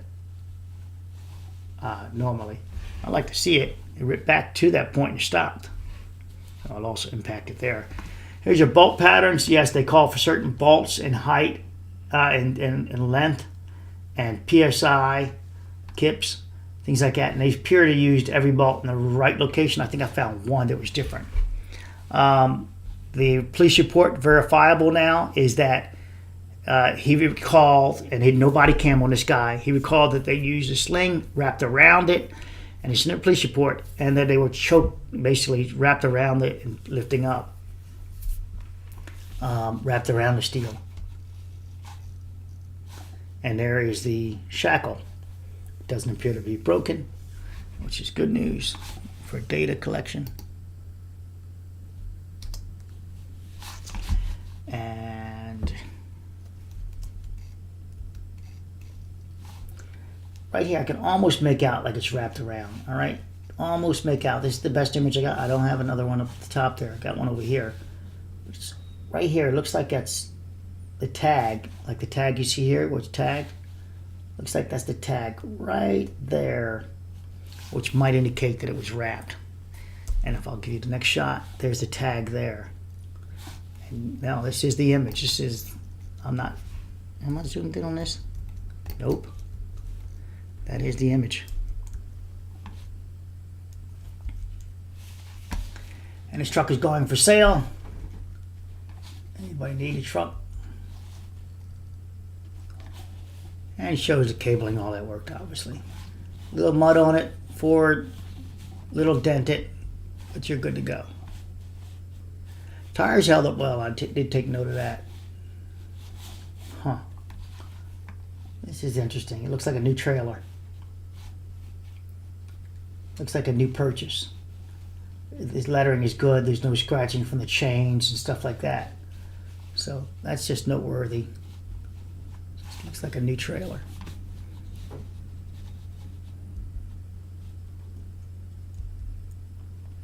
Built Ford Tough. Right? Ford Tough. Images. Missed the engine, so the engine still should be good. Back to the strap. Again, it looks like it loops over, not hooked. So that cop, I tell you what, the cops in Boise, Idaho, unlike a lot of cops, they get their shit together. When you report, when they listening to you, it turns out there's verifiable data of every single one of the reports. Every single one of the reports I found to be able to cross-reference with real field data from what they stated. Like the crane operator being in the crane, that they heard, that they were told it was popping steel. Multiple people reported to different cops. The one cop saying it was 300 feet wide. They were attached to this. That came out later. Yet his report says 300. That the guy told him they're 300-foot spans. So that tells you the crane operator knew the spans also, because the crane operator, I believe, told that to the cop. So the cops get an A+ for their recollections of because some of them didn't have the body cams on, and some did. Here are the panels. All right, so you can see that they got to crown this thing going up in the air, so some panels get a different shape. But the panel looks great there. And there's the cable from the head, Tandem Max. There's the cable from the head. Made in Canada tag? No. And this cab there's the cab, and as you can see, the roof is, you don't see the rest of the roof. This is one of the better shots you can make out that this cab took an impact and smash. I think this hit the head of this hit the top of this cab tandem max, and it bunny hopped it. It did an elastic collision, smash, and that this thing bounced out of the friggin' way. Or there was an operator in there, and he was able to climb out. And one of the ones who went to the hospital. But nevertheless, it didn't stay there. Maybe it bunny hopped and moved over here to this position. Or I think it stayed there, and I think it was impacted. This bounced in the air and came over to here. And you can see the cabling over it to there. So, defibrillators, etc. I will tell you that that the rescue department times, so one person got 2 chances of being rescued. He was determined to be deceased at the time, but they didn't put any markings on him as time on his forehead or anything. They just did it by visual because the next medics to show up, they start to put the defibrillator on this guy that's on the ground. When someone identifies to them that, oh, we checked him out, he's deceased, so they leave I hope they leave the defibrillator on to the person. There we go.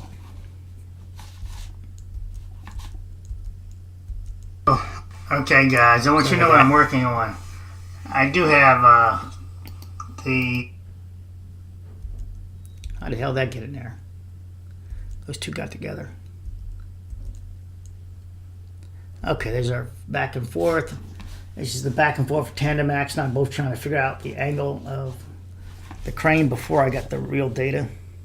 Let me not show the rest of those. Let me just move over and get you the cop images. Because they had the best images ever.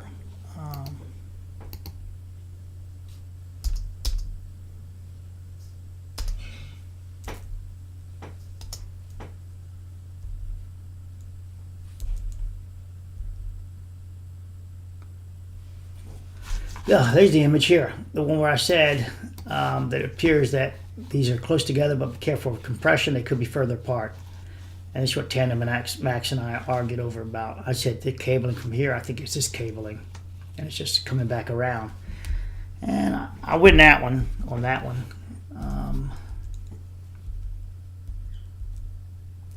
Here we go. And so now you can see more of the pattern. So you can see where the torque was created in the structure, right down the fucking middle. Right, makes sense. Let me get to the fucking cop images. Let me find them. I'm trying to find them. Oh, this is the video image across the airport, and there's the tagline. January, my tag on it, January 31st, 2024 at 4:54. Response time was amazing. You couldn't ask for better. They got there. This fire department. They held back though, but they got there within like 5 minutes altogether. Let me go into these images. Okay, here we go. So at this point, they're using the man lift as part of their rescue operation. That one is now being activated, and you can see it up in the air. And that's fire department people, so they're going to fall under their own risk aversions. All right, so this is no fire trucks here yet, right? 16:53:17, and it's like, look at that, 16. Wait a minute, 16:54:24. I get a little tighter than this. 16:54:26 rather. Hold on. I spent some time to get this tied in. Okay, it's dialed in. So I think it's 16:51:26. Here's the military aircraft here. 16:51:26, right there upper left, and it's in place. And now let me make sure I didn't do better. 26, yeah, at 52. So 16:26, it's in place. At 16:51:52, it's on the ground. Now, 16:51:52, that's on the ground now.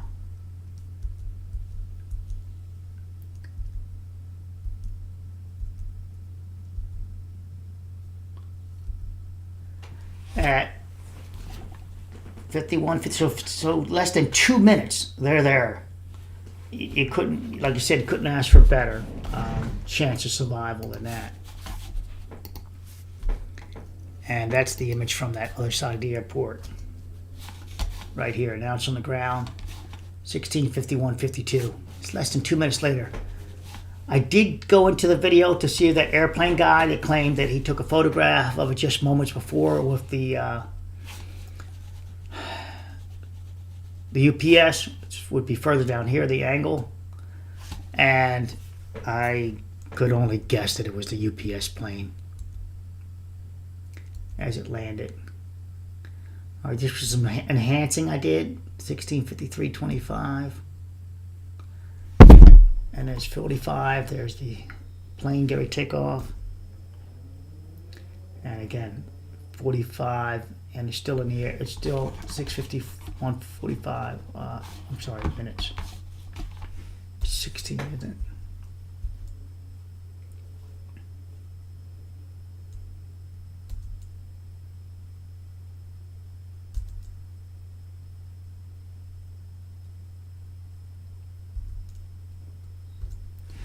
So what's important about this is this. Wait a minute. Let me go back and show you the importance of this photograph. Remember I talked about the telehandlers, whether they were up or down or not. Well, this is immediately after the accident, and you don't see the telehandlers in the air. Let me go back to prove. Remember I said I always try to verify data, and so one of the theories is the telehandlers might have been in the air that I mentioned earlier. If you wait this long, you can see that where's the collapse? So 51:26, it's here before the collapse, and it doesn't present, even though it's so far away. I don't see telehandlers, and then that's two machines there. I don't see the telehandlers in the air or retracting within 2 minutes. So there's no ambulance there or anything else yet. This is only 20 seconds later, and no telehandlers in the air. So I debunked my theory that the telehandlers could have been in the air. Nope. I would argue that 26 seconds. If anything, you would have jumped out and left your fucking telehandler in the air like this, and fucking head for the hills. So no. So I don't think the telehandlers were in the air at that time. Looking at no fire trucks yet. It's on the ground. I zoomed in. I did some enhancing, so it is an edited image. But no telehandlers in the air. There's this one in the air. That's where that guy's taking a selfie right about now. See the selfie? So that also tells you who will be identified. There's the other equipment in the air. Now the equipment arrives. Again, no telehandler in the air. So I would argue that operator was not doing anything to contribute at the time that directly contributed, meaning he wasn't pushing on any steel with a telehandler, which I theorized at one point. Crane operator, well, he's definitely attached to it. Okay. This is your plane coming, you're there, and there's a plane coming in. With that said, police reports. I think I might just let you screenshot them and move on. He's a crane operator, inland crane. Ricky stated that he was using the portable restroom. Of all things,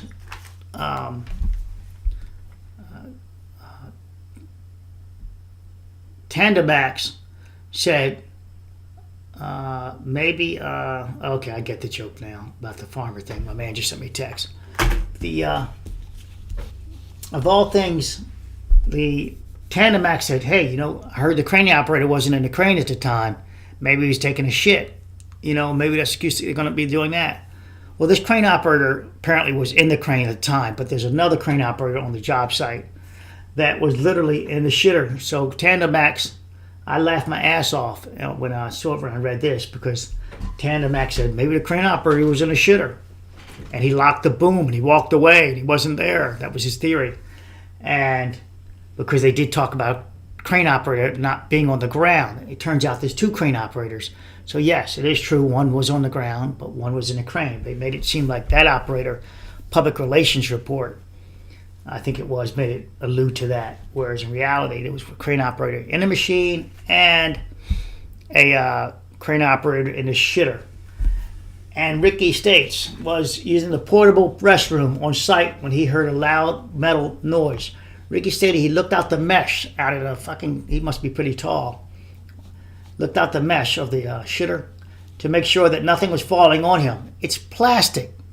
He's dealing with all that steel, so this guy doesn't have a fucking brain that plastic little shitter's not going to protect you if steel's going to do it. You get nothing out of that. Open the shitter up and run. So that shows this guy didn't have a fucking brain. Nothing was falling on him. Then ran out to see what happened. Ricky then went to help anyone he could on site. Ricky stated that the inland crane was there to help straighten out the hangar because portions of it were bending. Now we have the definition, the description of bending. Joshua, another one. Ratto works as a mechanic for the inland crane.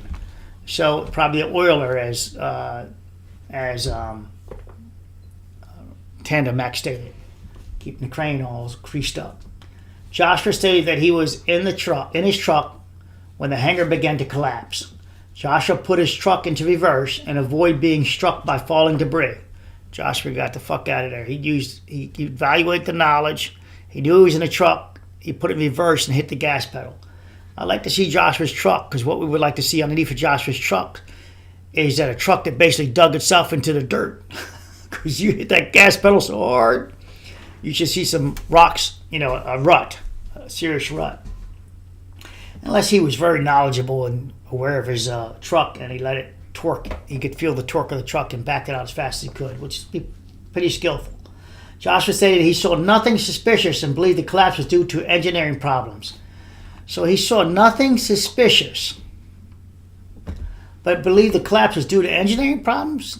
Well, you said you saw nothing suspicious, but now you think it's the engineering problems.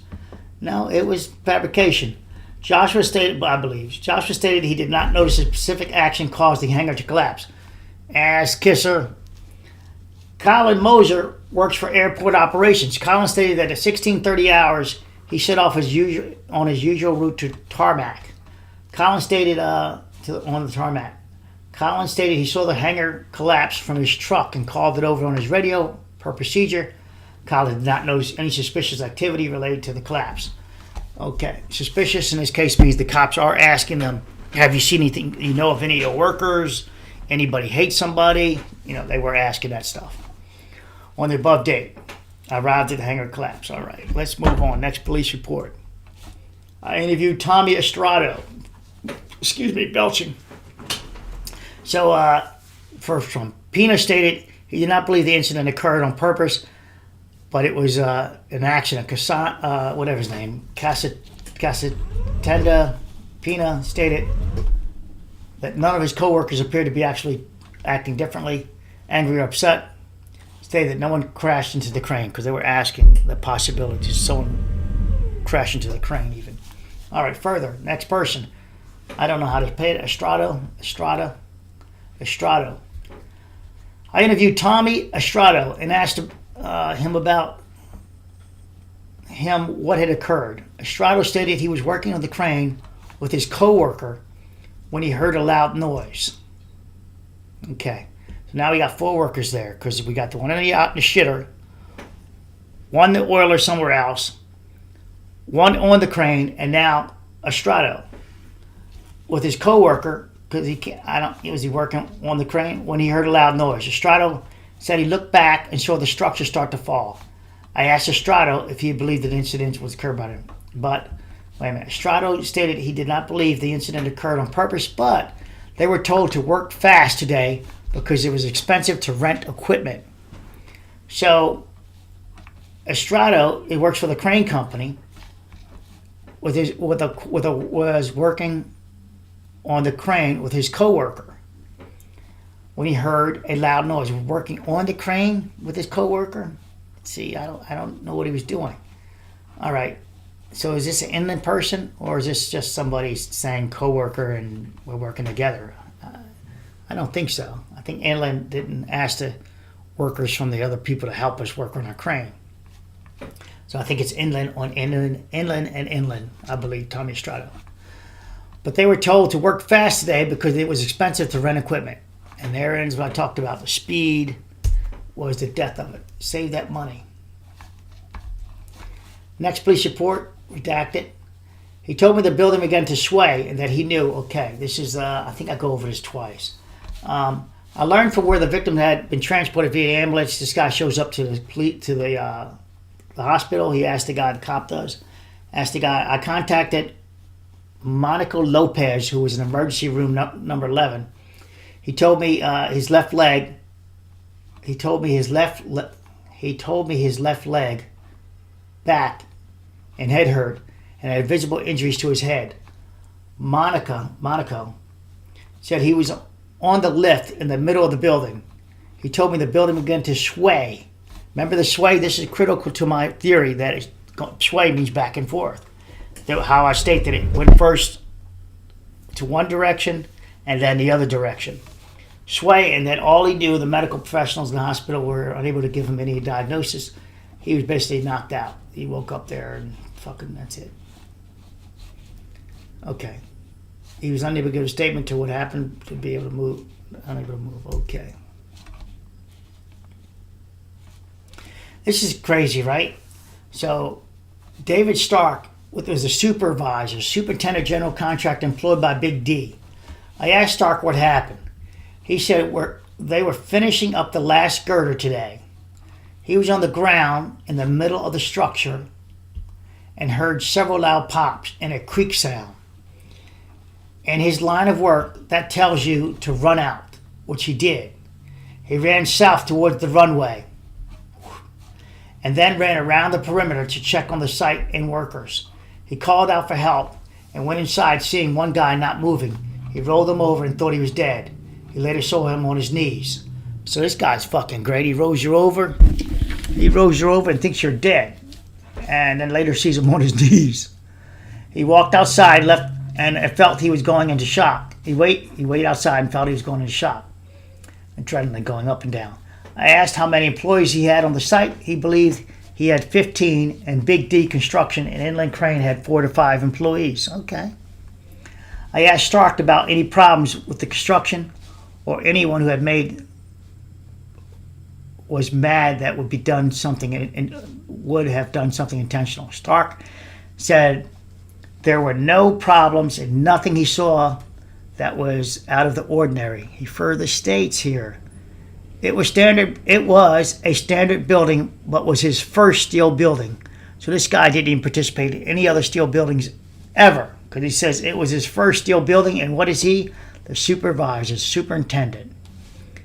He showed no negligence of anyone besides himself. No, I made that part up.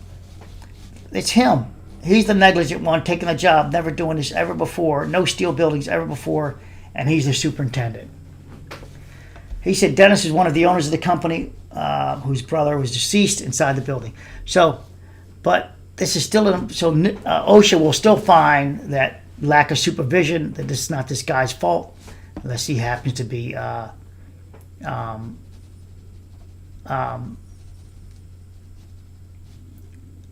non-employee of Big D. And my man still here, Pugface?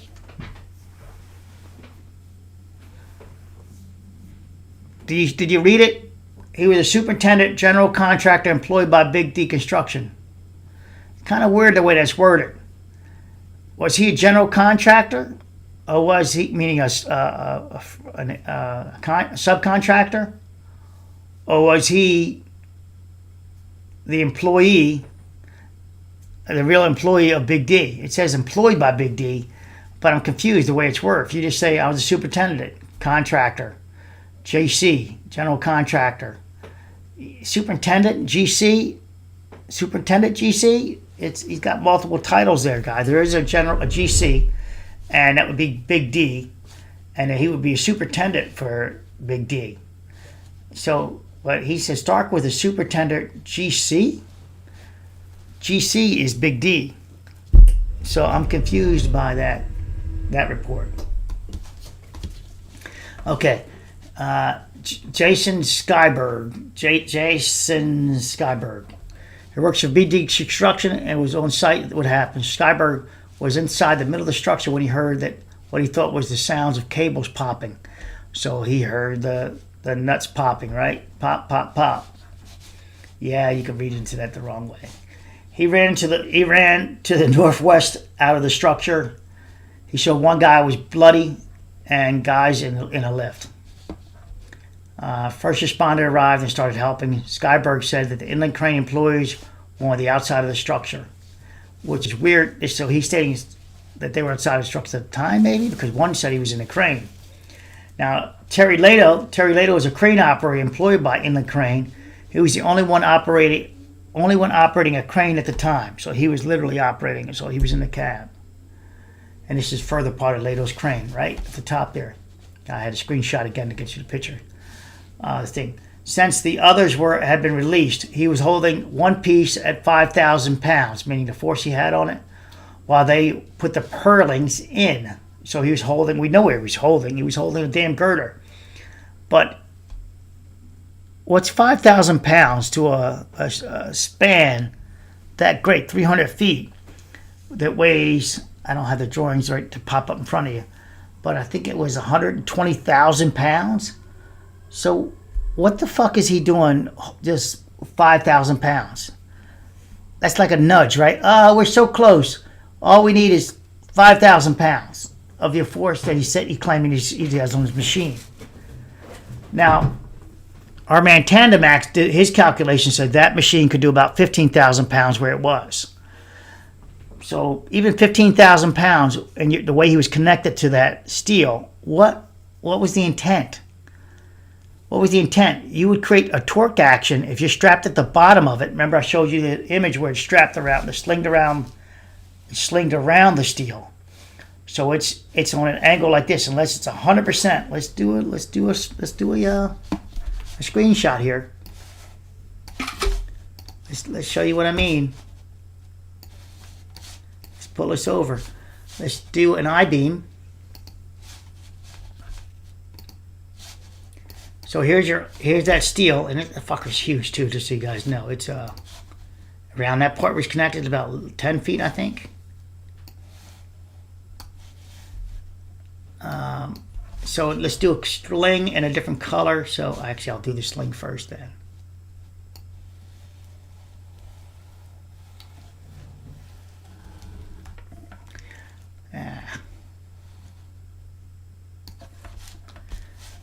So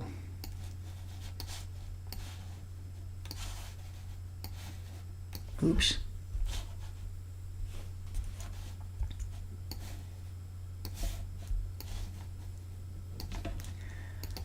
Let's put the sling in a different color. Nah. So he's pulling here. Now, let's do the crane now. So here's the crane here, and there is the cable. All right, and then we'll put the I-beam in now. So I gotta put it down here, actually. Hold on.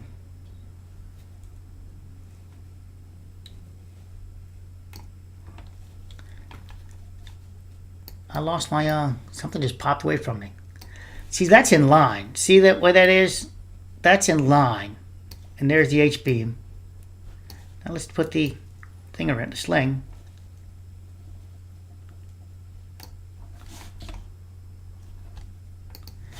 You can see that it's not lifting from the top there.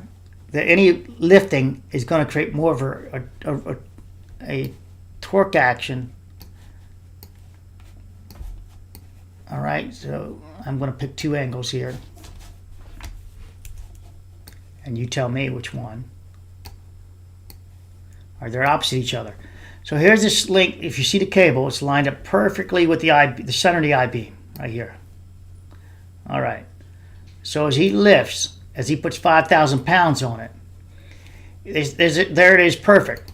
Now let's put this aside. What if he's not, the top of the boom is not perfectly on there and it's off just a little bit, like that? It's on, this is not plumb with that. Now when you lift, you create a rotation like that. That the pulling action creates that rotation like that. And your 5,000 pounds all of a sudden can become very significant. So you'd have to have this, if you connect to that and you boom back. Oh, but we already know he was boomed fully out. Now let's overextend that. That's that version. Now let's overextend it. And now let's do overextend it on purpose, right? I'm doing this on purpose, this angle. The boom's further out. And now you connect and you start pulling. Now you can see the rotation, the torque is the other way now, this way. So you'd have to nail this torque action. You'd have to nail this by to only be lifting. You'd have to have it perfectly plumb, like that. Anything else, and you're creating a rotation, one direction or the other, with your 5,000 pounds of force. Let me, I'll save it. So one direction or another, you're doing that. All right, so we're back to this. Okay, he said 5,000 pounds. Now, incidentally, this weight changes. His load changes from 5,000 to 4,000 when he talks to another cop. So this is kind of interesting data. I'm saying the cops didn't make the mistake with the memory. That he stated as such. All right, so in this one it says filed. See filed here? If you police reports, when you see Route 2 and it says filed, this is where they would put a body camera. All right, and in this case, it's memory. It's written down. It's documented, and this is what it looks like. And this is not amended. This report, look for amendments to. This one is a supplemental report. This is a supplemental report. All right. He heard a loud pop or bang. It doesn't mean it's not recorded in the audio, video, but it's going. This is the way it's being presented to us now. So it could be a recording of it, but the supplemental report, they can say, well, I did it this way. I looked at my recording, and this is what I'm documenting, and this is how it filed. And it sort of keeps them off the camera, so you don't go after the camera. Some people take it kind of trickery ways to get out of saying your body camera, taking the data from your body camera. He heard a loud pop or bang sound, and the structure went down. He stayed in the crane. He didn't talk about it being flipped over, and then jumped out to help. He saw several people laying on the ground, some dead and some hurt. He told them not to move, and then he called 911. I asked, so 911 call exists with this guy. I asked Lato about anything strange or different of the project. He said he is not a steel worker, so he did not see anything out of the ordinary. So this is what he states. He didn't see anything out of the ordinary. Okay, this is because he's not a steel worker. Edgar Garcia works on inland crane and was supervisor of the project. He was not present when the structure collapsed. He had just left and received the car from Jesse Cooper that the building collapsed. He drove back to the scene, so Jesse Cooper is another inland person, I believe. I asked Garcia if there was anything out of the ordinary. He said he noticed a bow in a beam, and told Craig several times that it did not look right. So now we're dialing in. We're talking about one beam now, all right? It's a beam, and specifically, not multiple beams, but a beam here. Garcia said he does not tell people how to do their job and is not an iron worker. He has worked a crane in several of these types of sites, and the bowing, now described as bowing, of the beam did not look right to him. Craig called an engineer. Craig is one of the owners of the company, Big D. Called an engineer twice, and Craig told Garcia, remember Garcia is this guy, the supervisor for inland crane, it was fine after speaking to the engineer as they put some straps, and a come along on the beam. So straps and a come along. So they put a come along as straps. So we saw the straps. Now we got verification of straps, and then a come along would be it could be chain or cable. Not and or, because they talk about one. So it could be chain or cable, but these straps are the other ones I showed you, the yellow straps. Garcia said I'm looking at angles, I'm trying to talk to the mic at the same time, guys, so that you know. Garcia said that did not look right to him. and has never seen that before, where they're doing what they're doing. Craig was trying to put more purlings on. That's the top. That's not the cross bracing. That's the purlings. He specifically said purlings. The cop remembers purlings. Remember this, he would remember it because this is words that he would have heard before, not typically, and so it's words that he remembers. In fact, he said quote, and then a quote up here, pop, and purlings again, and quotations, and bow. Keep in mind, one cop was a construction worker here. I'm glad he was not able to do what he attempted to do, was get one of the man lifts going so he could release the lower back down. If he'd have done that, that building would have shifted again, and maybe more would have died. He had a good heart, good intentions, and good bravery trying to start up the crane and put himself underneath that structure. But my God, if he started that machine up and got that one that's leaning over an angle, if he'd have got that bad boy working and got it to go flat for somehow, then it would have changed the dynamics of the supporting structure in its collapsed state. And, well, he could have killed himself and other people. So that was not a good instinct to do. All right, Garcia said wires were popping yesterday. So Garcia says wires were popping yesterday. This is a supervisor for Inland Crane. And wires, they do use wires at the top of the structure. And that tells you they're on attention. But Garcia is going to give a different description, I believe. He felt was normal, and it was first time he has felt it was not normal. The first time he has seen beams sag or wires pop. Again, this sagging thing is brought up. And this will be engineering now at this point. The problem with sagging, is this. That these beams, I should just grab the fucking beam and show it to you, but I don't know where it is just yet. Yeah, I should grab the beam. Let me just do a quick drawing then. That these beams are like this.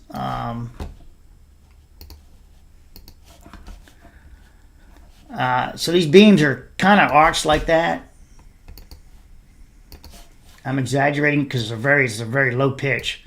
It's like 5/8 of an inch or some shit. It's like almost flat.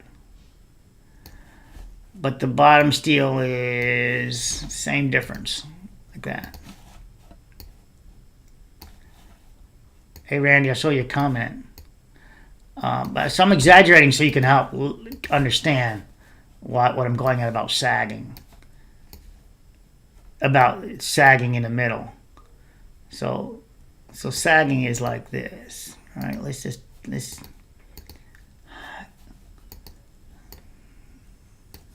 fuck it. Come over here. There we go. I'm gonna make it more flat because it's very flat.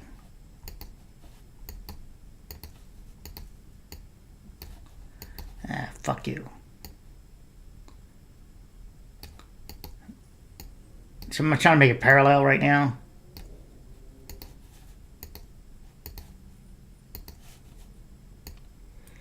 All right, let's just keep the gap there. It's top and bottom. And sagging is like that, downwards, right? It's downwards. So that would straighten this beam, this length here. Let's say the length of the underside of this is 152 feet. 300 foot long, right? And this is 152 to the middle, right? Let's just do that, 152. All right, and then we got these supports here.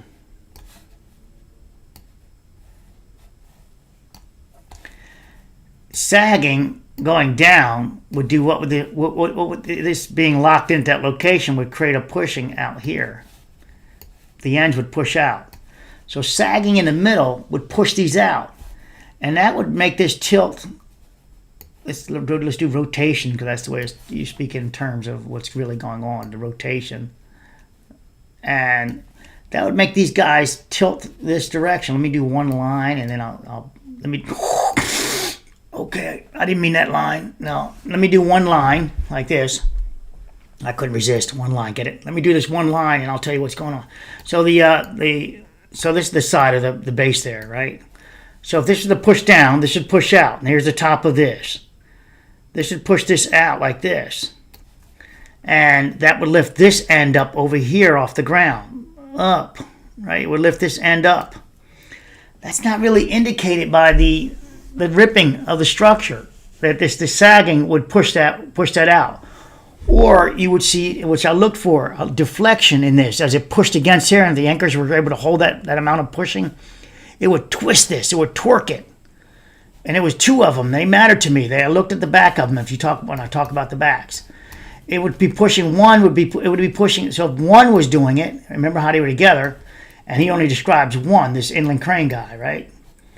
One is sagging. So which one is it? Because all of the rest are connected in twos, besides the middle. Remember that they're connected in twos. So which one is sagging is critical. Which one is, because he says one. And he's talking about one. Which one is sagging and why is the question. Is it the last one they put up? Is it the last one they put up because it's a single? Now, it could be the one falling down, sagging, because it didn't have the cross frame bracing that going on from the ground and then being lifted together, having the rigidity like this. All right? When they lift all the others up like this, they had the cross rigidity on. But that last single guy, let's put it out here now. Let me get rid of my arrow. Whoops. I made an arrow by mistake. Get rid of one, make one. So that would be that last one. Now that one could be sagging because these guys, in theory, they should have figured it out on the ground because each one would have been put up together. Meaning they would have turned one up and put it like on blocks while they were building it. Man, if putting this, they wouldn't just put it on the dirt. It would have been turned up, supported, and then the cross bracing, this one turned up.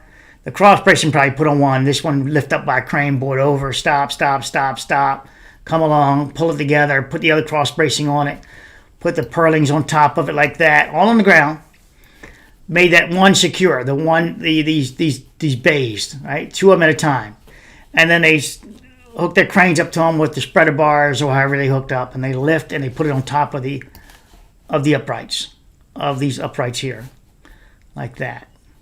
Actually, I think they bolted to the face of these. I think they they bolted to the tops, right? Yeah, so they came like that.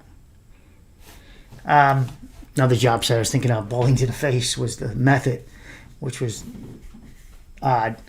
So one of the things that will help you tell you whether this was an issue is how much did these line up? Did they line up perfectly? I think they did. The manufacturers manufacture these at the shop, and they prefab this shit on the ground. They got 300-foot area out there, and they'll prefab them, bolt them up, because they can't have fabrication in the field where somebody's welding and rebolting and drilling and all that. So manufacturers usually prefab, one of these sections in the field. At the location, and it says, that checks, photographic, copy, done. A lot of it's done by computers now too. So it's awesome the way this stuff is verified. So one sagging would be that first one I'm calling the portal, the one when you enter the structure with the plane. So this is what I'm having with the sagging issue is that if it was sagging, this guy is creating a moment of pushing out. Problem I'm having with that own statement is if you remember the last one, it's loaded up. It's cross-braced on the ends. It's still in place. All right, it's still in place. It's got cross bracing all down here. I was going to move them. I can't realize I can't move them now. It's got cross bracing on the last one at the ends, both ends. Right, it's braced all up. That makes it more rigid. So sagging, he might be visually getting it wrong, is what I'm thinking.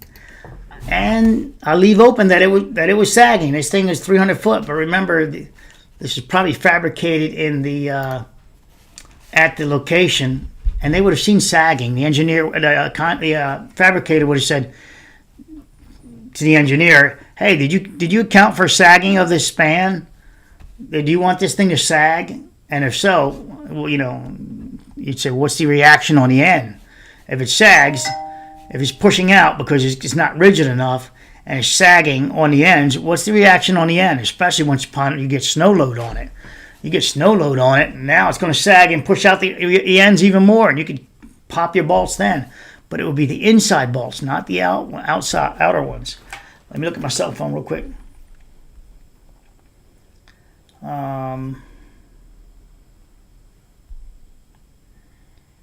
Yeah.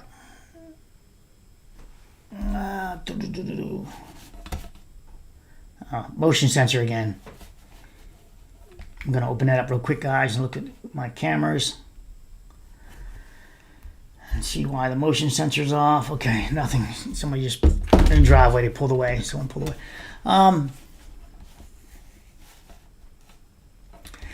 Garcia, I asked Garcia if he did anything right. He said that he noticed a bow in a beam. So the rest didn't have a bow in them. There were 6, 7, 8 of them, whatever there were, 9. And he's saying a single member here. So my theory that the design had the flaw in it, well, he should have said a bow in all the beams.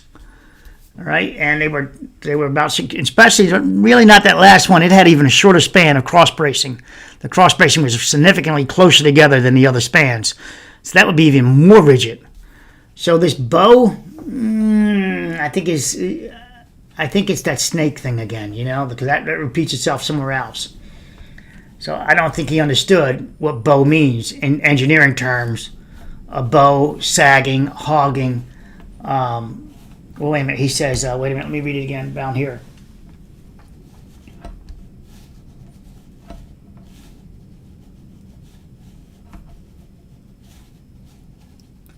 Right here, sag. See, right here. He says sag, right? And up here he says bow.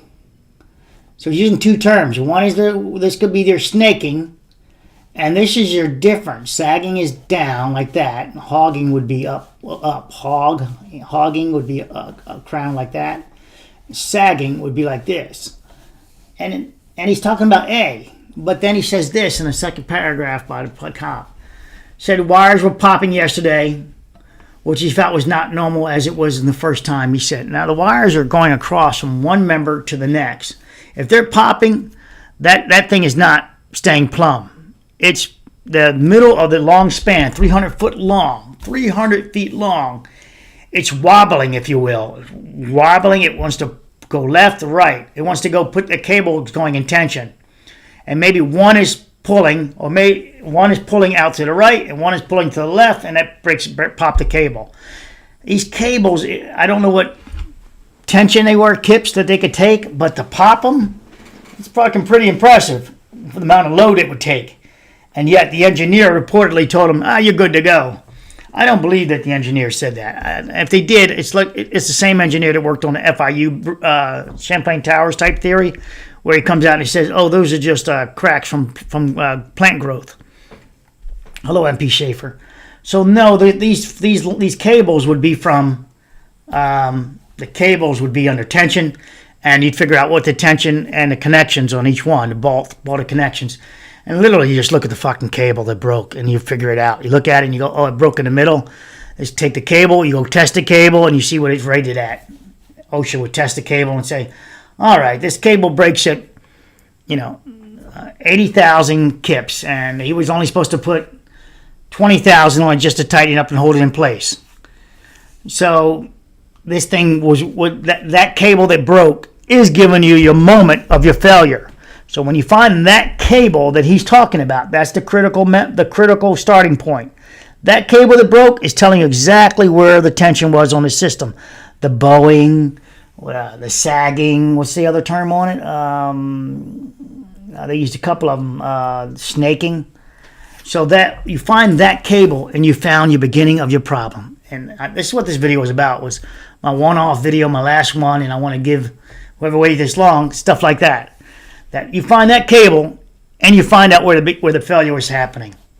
I want to show you a lot more, but look at. Oh, you haven't seen it. Let me move over. Let me move this into our screen now for you guys. It looks like I got to get rid of that. Well, let's finish his off. Right, cameras, airport video. Right. So this is Boise, Idaho. Look at these are all the stuff I have on it. It's huge. But the cable is important. This person couldn't speak English right here, so Guatemalan, which I cannot speak. The person which I spoke to was his daughter-in-law, to Dorothy, and informed me that she would pass any information on to long provided. So remember, these people claiming asylum here in the United States, because they're not taking on workers that need, you can find steel workers in the United States, all right? You can find plenty of people that work for that money, but you can't find plenty of people that work for that money for $15 an hour, for example, going up there doing that. So, Guatemalan, let's say, right here. I'm not just calling it like I see it, like I read it. That this person, upon arrival, I was on the phone, given a phone number, and informed that it was the number of the mother of one of the deceased persons, right? Deceased persons, the mother of. I was informed the family member is currently living in Guatemala. Well, why is he escaping Guatemala, if you will? And did not speak English. I called the number provided, and made contact with a member of the family in Guatemala. I was informed that this was the phone number of Dorothea, but I would not be able to speak to her due to her primary language being whatever that is, a secondary Mayan language spoken in Guatemalan, which I cannot speak. The person I was speaking to was the daughter-in-law to Dorothy, informed me that she would pass any information along that was provided. I informed her of the information we currently have, that Mariano and Mario died when the building collapsed and that they were working in. So you notify the next of kin, one person notified by get notification of two people. So this means they're probably brothers, right? Two brothers. So both of them come up here and I guess claim asylum. I'm reaching on that, right? But that's the way it looks like these days. And then go up there and this guy says, I'll hire you. And yeah, I don't give a shit you don't speak English. I don't give a shit, I just want you, I can point, and you can climb up there. Remember this company, Big D, has got multiple violations for people not being strapped in at all. They're all about making money, getting speed done, not even, the fall hazards. OSHA made quite a bit of money on them, on their hazardous behaviors, all about making money. I informed her that the coroner's office would be calling her the next day and tell you about your kids being crushed. The kids being crushed, and they'll be sending no more money home, but you should hire a lawyer and sue the fuck out of the company. Oh, and that's what they ended up, how the cop hung the phone up. Okay, investigation.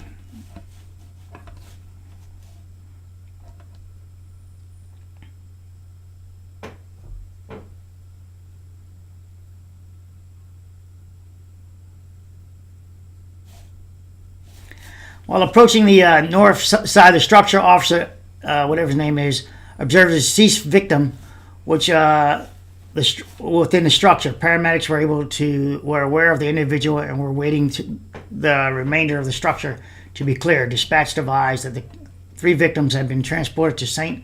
wherever. Once multiple victims had been transported. Hold on.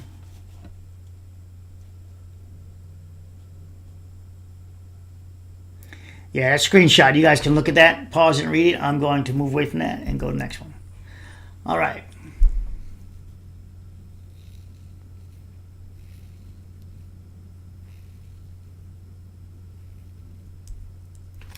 So, this person was in a harness, stated by this person, that Monica was not I'm sorry, that... Diego stated that the Monaco was not harnessed in and fell from the forklift. Diego was able to take the 4 pictures from where he was after the structure collapsed. So this other worker was not harnessed in on the man lift. And there we go again. Speed and no safety officer there. It's more about money. Make that fucking money. And it's a lot on these jobs, guys. It's a lot of this shit on these jobs. Okay, I'm going to move on. You can look at that if you want to. Okay. This is the subject identified the crane he was operating on. This is the cop. Let's read it a little above it. While I was there with the workers, I had several brief filed. This is filed. Okay. And redacted. And the top part's redacted. But this is the original without any revisions. While I was there with the workers, I had several brief conversations with some of them. One of the conversations with the older male adult who identified himself as a crane operator for Inland Crane. As we stood there looking at the collapsed structure, the subject informed me he was the operator of the crane at the time of the collapse. So he's the operator. The subject identified the crane. He was operating at the crane with the collapsed boom. The subject explained the crane's cable was wrapped around. See, wrapped around, and we proved that when I show you in the previous part of it. Wrapped around the far 300-foot crossbeam. See, so the cop wouldn't know this, right? He wouldn't know to take measurements and all that. So that shows the cop has a great memory with saying 300 feet because the structure is 300 feet. That means is the witness to stating this to him, the crane operator, also would be the one who would know that, identifying that he knows is 300 feet. He didn't say he was attached to a 10-foot piece of section or attached to whatever, and we know him to be attached to a full girder, right? A full, as he identifies, a full beam, a rafter, a ceiling joist, whatever you want to call it, wrapped to it. So he wasn't lifting up other pieces of steel at the time as we were trying to figure out, was he raising the purlins up for them? No, he was connected. We show that in part of this video. He was connected to this 300-foot, 100,000-pound piece of steel. And he states he put 5,000 pounds of force on it earlier. Now, with this cop, so far has been perfect with his recollection, so I'm not going to say he recollect 4,000 pounds incorrectly, because he states that the crane cable was wrapped around the far south 300-foot crossbeam since the early morning. It was there since the early morning. All day, it was wrapped around it. So they've been beating on this bush for all fucking day, with the crane operator stuck in one position pretty much. And he was acting like a fucking anchor, a come-along, it's crazy. I think. That's my I think. So I got to make sure of that. No slander here. This is what I think.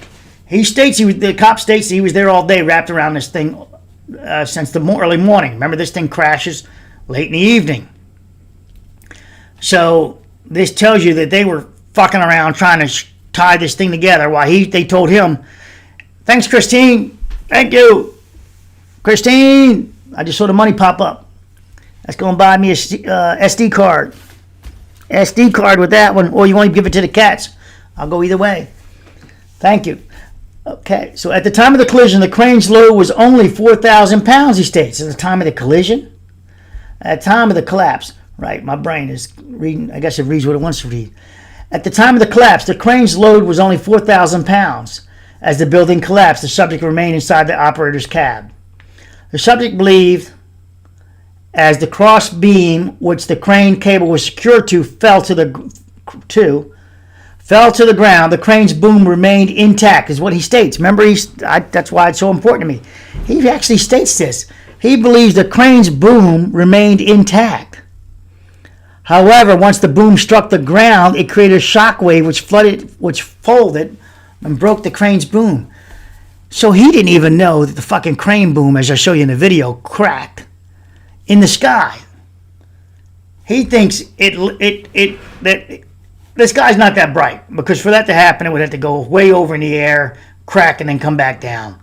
It's not happening. These cranes, when they go over, and this is very interesting, very telling, guys. When these cranes go over, what do you notice about all these cranes when they go over? They usually don't break their booms. They just tip over, boop.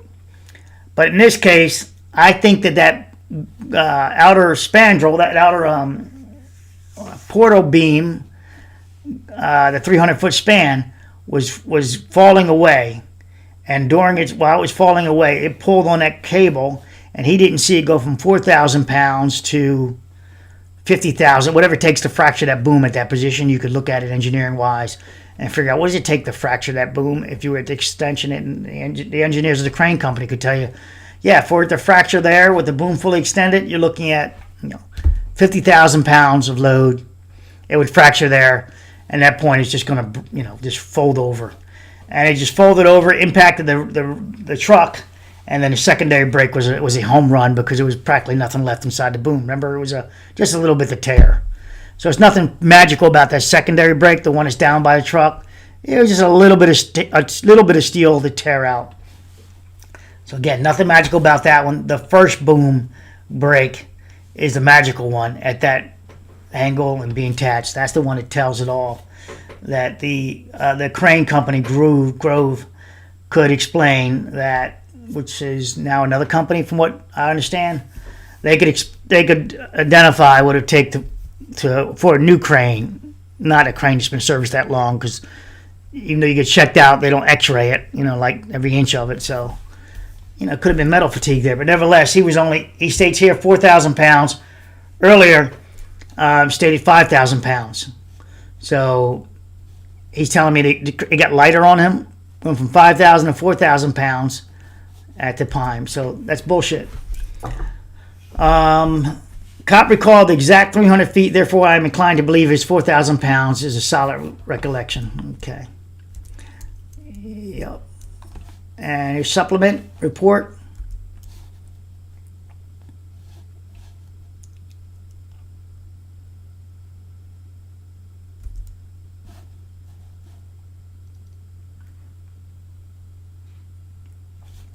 I'm just pausing it for you so you can look at it, freeze the screen.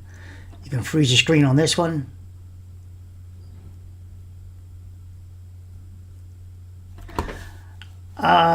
This is the guy that does the hero thing. Hold on.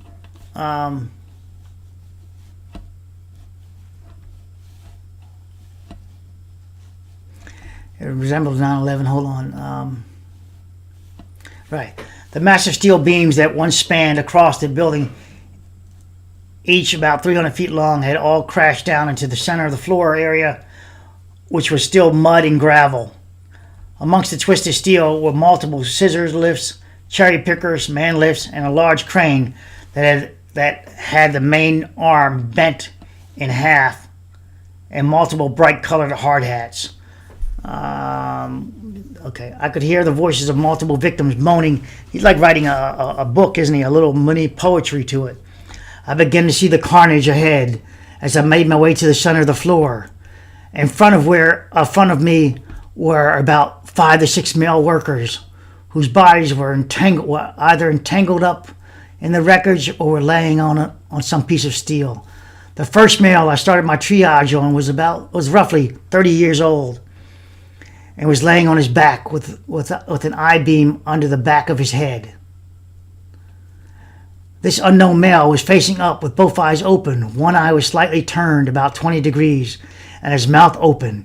I reached down to feel for a pulse, and he had none. He appeared to already have had a slight cooling setting in his body as I felt the side of his neck. I got to the radio and requested an AED defibrillator to be brought to the subject. Off about 15 feet was another victim in the same condition. I could see, but did not make it to him, as he was being attended by fire personnel at this point. Additionally, I passed by a decapitated male that I never approached. How did he know it was a male? Next to the unresponsive male was an Hispanic worker. I would assume his age to be 45 to 55, who was laying also on his back, with the back of his head on the steel beam. I spoke with him as he appeared to be in shock. He spoke broken English, but we were able to discuss what his injuries were. The victim told me the back of his head was in a lot of pain, and his neck and back. I looked down to his right hand and saw a hole punch through his glove, about 1/2 an inch deep and as wide as a quarter. I was able to see the bones in his hand, and as they were exposed, I asked this victim to wiggle his feet, which he did. And then I asked him to wiggle his hands, which were fucked up. I asked him to wiggle his hands. He could not move the right hand, that was injured, but could the left. I temporarily stayed with him, letting him know that it was crucial he did not try to get up or move his body, and that his fire personnel were able to help him. At that sight of a few firefighters, I briefly shared his injury to them and stepped aside. Now as most of the victims were ground, blah, blah, blah, wait a minute. One victim was a single man lift, was up in the air. Yeah, he's writing a book, poetry. Now, this is not the guy. Let me go back.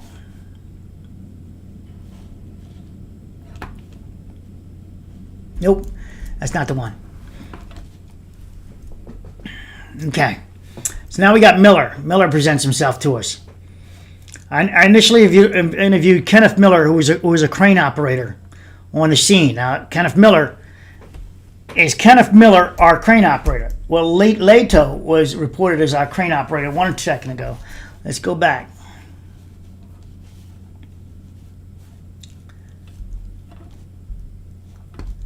I want you guys to keep track of that Leto guy.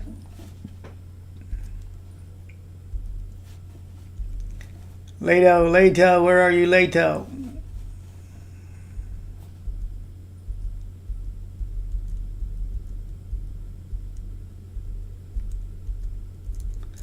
Shit, did I pass it?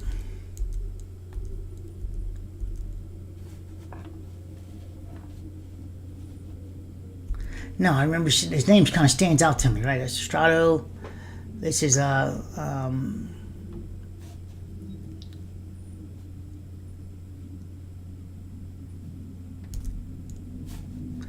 Terry Leto. Terry Leto, a crane operator employed by the Inland Crane. He was the only one operating the crane at the time. Okay, that was Terry. That's Terry Leto. So now we fast forward down here and we see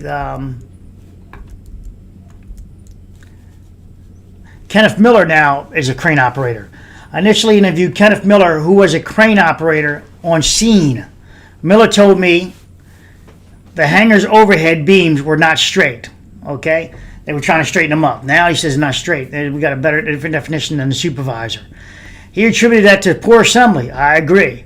Miller added there were not enough cross sections to support the overhead beams. Well, they keep them from torquing, right? He added this was very uncommon and there were corners being cut. There we go. Miller said the cable braces were breaking since January 30th, the day before, right? Because this is the day before. It's a police report received by January 31st. Time 14:53, which is 2:53.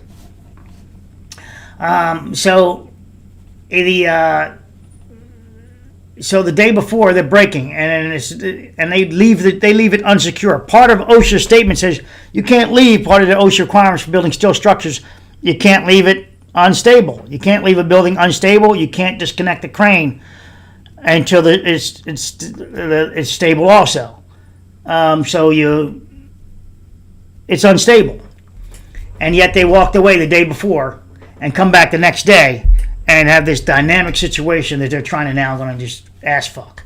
All right, so he said he advised site supervisors of the issues and they should contact engineers to reevaluate the construction. He added the oversight was shit. He contacted who did he contact? The site supervisor. The site supervisor we know is a guy that never worked on steel structures ever. He said he never worked on it. The site supervisor. He said he advised the site supervisor of the issues and they should contact the engineers to reevaluate the structure. All right, the site supervisor. We know the site supervisor is an asshole, right? He should have disqualified himself. He calls himself the superintendent and general contractor of the Big D, David Stark. It was a standard building, but was his first steel building in his police report. So he tells this guy, he sees this shit looks funny, man. I worked on a few steel buildings, I guess, and I'm telling you, this shit's not right. And he's contacting the guy he thinks should know, and it's just a fucking waste. I then interviewed Connor Elliott. Elliott said yesterday he noticed the stiffener cables were snapping. All right, these are the cables across, they're snapping. This is yesterday. It's fucked the day before. That's why they would snap. Elliott incorrectly says, Elliott informed me they snapped due to too much tension. Well, that's correct. The stiffener cables. Yeah, no, that was correct. I thought he fucking talking about something else. Stiffener cables. Yeah, why did I not like this statement before? I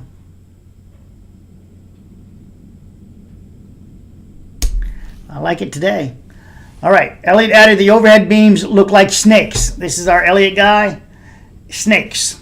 Elliott said on this date, the day of the accident, at approximately 1400 hours, the report is timed at 2:53, so 53 minutes. The cop is writing 2 hours and 53 minutes. the cop is writing this report. Elliott said on this date, at approximately 1400 hours, 3 hours before, 1700 hours, just round up. 3 hours before, he noticed the cable skewing. Noticed the cable skewing. So, cable skewing, you can notice the bar skewing. This is where I make this thing where I come at him, because the cables wouldn't skew. They would become slack if you push them together, two ends together. These cables slack. They don't skew. But the bars, on the other hand, they become under compression. They can skew. He added the beams were initially plumb. The beams were initially plumb, but began to shift within 45 minutes of installation.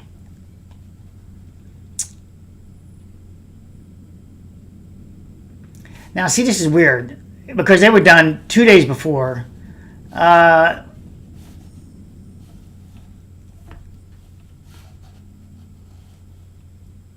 He added the beams were initially plumb, but began to shift within 45 minutes of installation. The beams?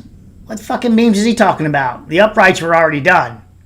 So he's now talking about and plumb is this way, right? Plumb is like level. See, plumb is this way, level, right? Of course not. Plumb is this way. Plumb is upside down, this way, upside the other direction, this way, vertical. So that's plumb.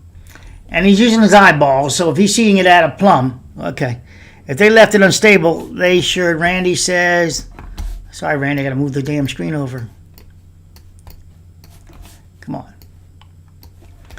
They set up the collapse. You don't leave a garden sheds unstable, let alone huge buildings. Agreed, Randy. So, move this out of the way. So over here. Elliott said on this date, at approximately 1400 hours, he noticed the cable skewing. So cable, you try to push a cable, it's just going to go slack, right? Now, the skewing would be at a square. So imagine you just let me grab a string in the air here. And now pull on it taut, keep it taut, and now move it any direction you want. If you move it laterally, it doesn't skew, it gets loose. If you move it in line, it gets loose. So it can't be referencing a cable skewing. He can be referencing the bars. There's some bars there. Those bars can skew and identify themselves, and they would look like a buckle. They would look like a bow in it, like you push down on a ruler, and it bows a bit when you push on a ruler. Not a stiff ruler, a long 4-foot metal ruler, and you push on it and it bows. He could see that and call that skewing, perhaps. He added the beams were initially plumb, but began to shift within 45 minutes of installation. And he says beams, right? So, and 45 minutes, that was 2 days ago. That was the weekend before.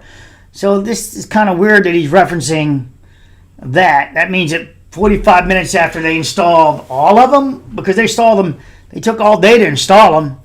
And so this statement just needs more clarity. I asked Elliott what caused beams to skew. He replied, too much tension. Oh, this is the guy. This is where I said I didn't like it, because now he says that skewing causes this is where I said he's wrong about the tension thing. This second half. I was asked what's caused beams to skew, and he replied, too much tension. Compression could make a beam skew, torsion buckle, which he would probably identify as skew. 45 minutes of installation. I mean, really? We know that one crane didn't put up the last one alone on its own. It can't lift it. And if it could, they would have just used two cranes to do everything, not 4. So, because if one could lift one of them, then clearly 2 cranes could lift 2 of them. So, no, they had 4, or 3 would be even cheaper than 4. So, this Elliott guy, this needs a hell of a lot more clarity on where he's actually looking at. And hopefully OSHA will release a report with identifying images and et cetera, like that. But if they settle real quick, if they first argue against the thing and then go say we want to argue in court, they can settle and make an agreement. Next thing we won't know shit besides a little small summary of what took place. My final interview was with Anthony, whatever his name was, who was a safety officer for Inland Crane. He's a safety officer. He advised he did not witness the collapse and was not on scene during the morning of January 31st, 2024. So Inland's crane safety officer was not on scene.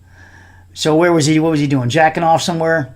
Remember, I'm the porn channel now, so I get to say that. Remember, YouTube puts me with porn, so what the hell? He's not. I'm gonna embrace it. I'm gonna embrace it. I'm gonna embrace them in their gaslighting. He did state several employees from Inland advised him there were structural integrity concerns for the hangar. The safety guy didn't do shit about it. He also confirmed multiple crane operators from Inland Crane reported curved beams and snap stiffener cables. And we're all going to the cables again, not the bars. So that tells you that that thing is what that this span. This let me get a shot of it. We only got a couple more left. Oh, this is the eaves height. This is the center, the height of there. It's 130 foot by 300 feet. This is the real drawings, guys. The stamped plans. Yo, let me move it over. So if you're gonna take a screenshot of it, you can look at it. This is the real deal. This is the snow loads, everything calculated, amount of the steel, PSI that someone asked me about, and the comments, and well, you know, here's all the stuff. Here's all your answers there. Screenshot it, blow it up, look at it, and drive yourself crazy. But that's the height. It was 37.25. And if you recall, he had multiple, I think the original permit said 50 feet and some change. And then I found that it was 44, 45 feet that I put it to you guys. And then upon getting these stamped drawings by the engineer, it's 37.25 feet. So that changes everything with our measurements when we were talking about it with my man Tandem Max, the crane operator. Okay, so and there's and the date of the plans, everything. Now let's go down one. All right, so I pulled this up from the same drawings that they had, the stamped drawings, and inside the stamped drawings it says all work is performed by a licensed contractor and experienced workers. The engineer demanded that in the stamped drawings. And what do we have? We have number one, we have the superintendent, totally unexperienced. The engineer demands in the plans that all work will be done by experienced workers. No first timers, no training sessions. No training sessions. It makes it pretty clear in here. I like what he did there. The engineer, the company, firm that did the drawings, they're not even allowing for training sessions on the work. No work should be done by anybody in training. There'll be experienced workers. I said, Super said he never worked on a building like this. So right there, and there's your shoot down. There's your fuck me for this is the save for the engineering firm that did the plans.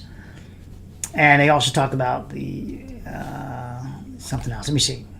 And then we go on into this guy. And this guy is David Stark, and he said, I never worked on a building. This is my first building. So, and he's a supervisor. So who's at fault there? Obviously Big D. Can't read the structural plans that I have. So the structural plan said this guy is not allowed to be a worker. All right. Let's go back up to the images for a second. I need a parallel image. So let me pull that over offline because in case I don't want you guys to see any bodies. Oh, I can show you this now. So this is. Okay, I just want to thank all you for support. Oh, this is the video. In the background here, and I'm going to edit the video. So I'm going to get ready to pause part because here's a crane in the background. Because I already loaded this video up, you guys. I think it's called Boise, Idaho aircraft hangar collapse video crane failure. So it's going to break right here. The area is connected. Now, the angle is different for us, but does it look plumb to you, or does that look like, remember initially I talked about those back angles? So does this look plumb to you? Now the building's shifting, leaning forward. This building, I'm trying to get something to scale. So it might be plumb, but to make sure it was plumb, he'd have to lower it down, this to almost touch off on the steel, and then pull back up. But then are they then trying to fight the crane strain? Because if he pulls tension on it, and they start pulling this way, are they creating a lifting moment when they pull this way and he's on a crane? This puts it in a locked position, and now you're in a pendulum, right? It's a fucking pendulum. Once the crane is on it, 5,000 pounds, he said, he's tight. and they're now pulling the other sections, trying to pull them together. But this guy's locked here, and all he can do is arc a pendulum. It has a lifting moment as you pull, try to strap and pull together. You're creating a lifting action here, because this is on a fucking pendulum. This is the lowest it's going to be. When you go either way, it's going to go high. Either direction, it's going to go high on a pendulum once he's connected. He wasn't slacked. He said he had 4,000 reported to one cop and 5,000 to another on there. So his cable was not slacked. He said he had 5,000 pounds of load on there. Not the ball, but that weight, but the weight, but strapped around. So when they go to pull on this thing, he's connected. Now look where it breaks. Right in the. He said it broke upon impact. Link. Well, it's not impacted yet. Let me stop it again.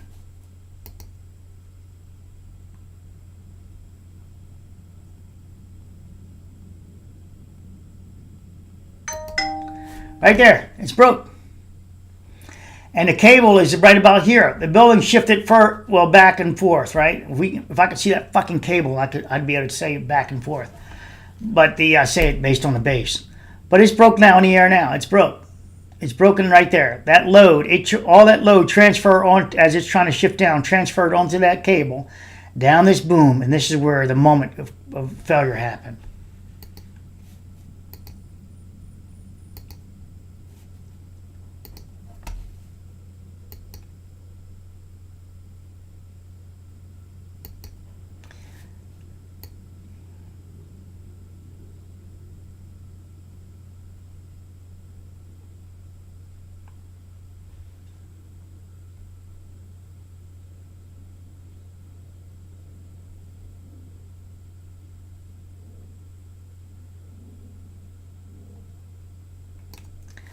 And right there is the weirdest thing. It looks like it's almost another break, which would almost imply to me that the crane buckled.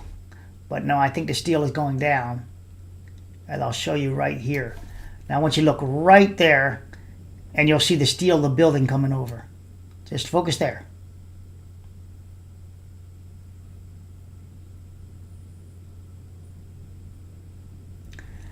And I think I'll do a zoom in on this one. So here we go.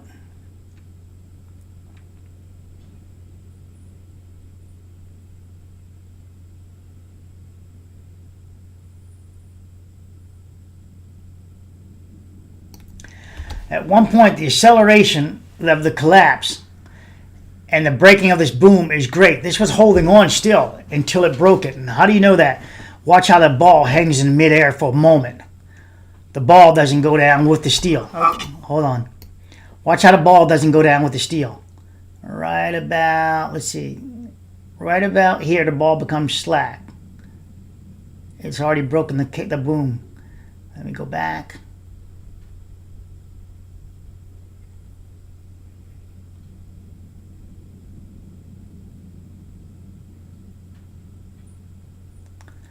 There's a breaking of a boom, and the ball is back there in the air. Now watch the boom catch up ahead of the ball.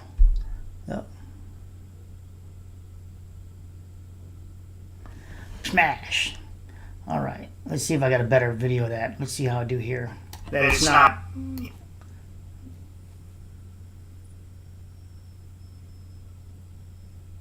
There's the ball going down. And I use her something in our video. And it broke in the air. And if you remember, I said it's bullshit breaking on impact. That lie he said about breaking on impact was a lie. And I already showed the strapping here. So there's our break. It's a 60 degree. It's like a torsion buckle there also, because the way it goes down, this pulls it and torsion buckles the crane, twisting it, and it fails. So that counts too, not just being square, but once you turn it torsion it a bit. Georgie, hold on, dude, hold on. Come here. Georgie wants a little rough there. He's trying to press the keyboards. Now, as far as I'm saying, it's sagging down again. Again, if it was sagging down, these bolts would start to unzipper from the bottom down, because it would sag down, it would pop a bolt. it would deflect this steel. I mean, I'm not saying it didn't torsion buckle. I really believe it torsion buckled, which can be, give you that moment of action going on. Okay. But this is, you can see this one's impacted, more torsion than the one behind it. See it? They're not in plane. They're in plane right about here, and then they lose plane. All right, let's go forward. This is the night shot, Grove. Right here, this is that little bit of steel I'm talking about. It's just a little bit to unzip. The side is great. All the load transfers to the top of this top plate of the steel of the boom, and it's welded here. And just the first, during this impact, and the rest of the weight of the crane coming down and the speed momentum, all it has to do is rip the very first piece, and then it rips back to here until it comes to rest against this, and it stops ripping. That's the end of the boom, this boom extension. You have to pull that out and use that piece again. They're going to fix the crane. They're not going to trash the crane. All right. So, I'm trying to think what else I have for you over here. Nope. Okay. So, some Boise stuff here. Incident reports. You can screenshot it. You don't need it. More reports. Just letting you look at it. You can remember I said I want to make this the last video so you can screenshot it, look at it. This is Big D supposedly working on another site. I hate to tell you, they used a bunch of white guys on this one. I zoomed in. A bunch of white guys, crew doing this, and yet it's supposed to be Big D's job site. This is a truss system. These are bars going across, not to be confused with cables. These are bars. They also installed it in the same way where they left this opening here. But with this one, they made it more rigid across the bottom. There's also a truss system. It's a truss system, but they put cross bracing on the underside. It stops that torsion buckling. It can't rotate in because it's locked over here. It can't rotate out because it's locked. It puts it in, trying to push it that way. It can't pull that way because part of the bars help restrain it back also. See the bars right here? And then all down the inside of here. All of them help restrain it, make it combined. This system makes it rigid from one span to the other. And this span was, oh, I forget. Maybe I could find it again. But it was significant. And now see they're tying in at this point. This is still connected, but they're now tying in this side of the structure to this side of the structure. And they're going to work their way out, I believe. He's inside there, and he's doing the connections. He's got his connected rope on inside the basket, which the other guy said was not connected. And they're working their way from here outwards. This structure was completed. Nobody died. I'm wrong way. I was just observing them and they're working. So the cranes are still connected, and they're both up here securing the system still. Fully securing it all the way down from this side all the way up and over. And the crane is still, the two cranes, there's a crane here and here, at least two cranes. They're still supporting the structure as these guys make it rigid. So that matters, but they waited last to try to secure the structure in the center and the field using their man lifts. This is that same structure we looked at. There's your cranes here, and there's your end pieces, your upright. This is a pretty big building. These are your part that's go on top of here. So there's another section. I'm thinking one more section down. Yeah, another section down here. Here's the crane in retracted mode. I think this is one of those. No, there's a crane operator down here. I thought it was one of those remote cranes. They're pretty badass. Those remote cranes. They're the newest thing. Oh, wrong direction. Sorry. So as we look at the structure, they're still connected. They have only one bay on, but they're still connected. And these guys are doing all the securement all the way down. And this is Big D. This is Big D around here somewhere. It should say Big D. This is their job. It's on their website. There it is right there. Oh, I'm sorry. You can't see it. Shit. Let me make the screen smaller.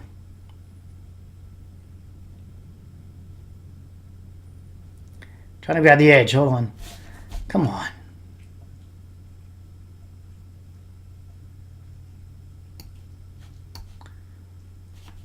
trying to grab the edge of the image so I can shrink it for you.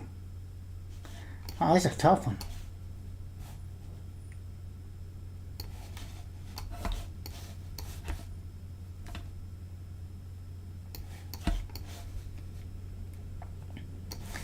Yeah, so this is big D right here.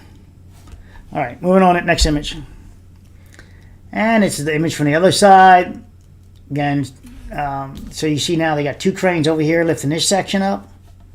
And then they'll have this crane and this crane lift this section up, put it together, secure it, and lock it all in. Now, I know somebody said, you don't put two sections up at a time. Well, okay. I don't care if you're all, that's what you believe. Go back to baking pancakes, whatever the hell you do. All right, so this is the end of that building compared to the end of the same building that collapsed with the end portal area going up. A little bit. This would be like a garage area or whatever, parking tool area. And again, they're going to secure this all the way down, and then they'll secure the middle, and then they'll move to the next section. It's the workers I talked about, and I specifically call them white guys. That's just the center of the hole, while they then put a bolt into it. Harnessed up. No safety glasses. No safety glasses. That's not good, especially impact and metal can fly. This is the crane behind them. Crane behind them there. Man lift, and they're trying to secure this structure together. Secure this together, so they can then keep securing it together.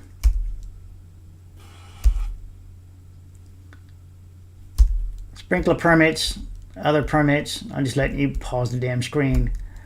39,000 square foot. Jackson's at center. Blah, blah, blah. Oh, I'm at the end of that one. All right, let me see what else I got there. I've been putting this off because I knew it would be some trouble at some time going through it all. Boise videos. Okay, what can I do with the videos now?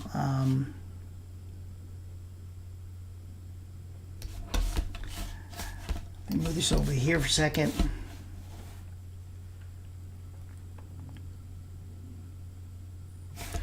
Okay, I want to show you this.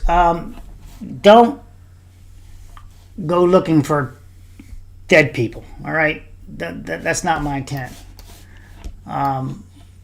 Let's look at the general global failure of it. All right, dead or ambulance or anything like that. Just leave that alone, all right?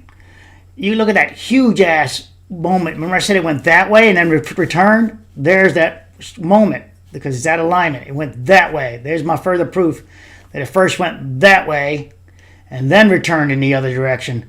The crane being in the middle changed the whole profile because it was impacted, the booms and also the booms down here of the other equipment. But this is a stitched together image rig.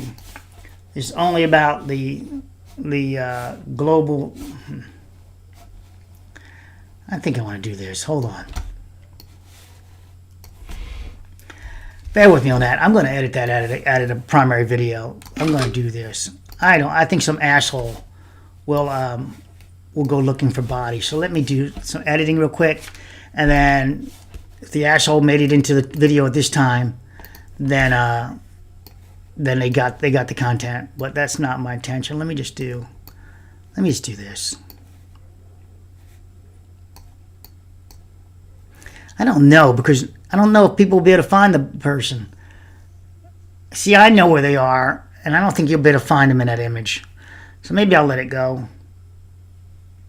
If anybody sees it in that image, you know, if you just generally see it, let me know, and I'm going to delete it from that part of the video. I'm going to go back and use YouTube settings and delete that section, because I don't think you can tell. I know where they are, and they just look like regular humans to everybody else at this point. So globally, you look at it, you can see that there's the bracing, and everywhere in here, no fucking bracing. All right, here's your snake. No snake down here because it's pretty good. No connection here from there because of the way they did it. I think we should end it with this image, because frankly I've got a lot more images, and I'm into what hour into this? 3 hours into this damn thing. Doing these live videos are quite consuming. Doing the non-live videos, they still take 9 lives. Non-live videos still take time. It's just 3 hours and 5 minutes. King Georgie! Randy says, get a shout out to King Georgie. That's right. Oh, here he is. Hey, George, hold on, dude. All right, anything you want to see? Let me write you guys that. Anything you want to see? You want to ask or see again?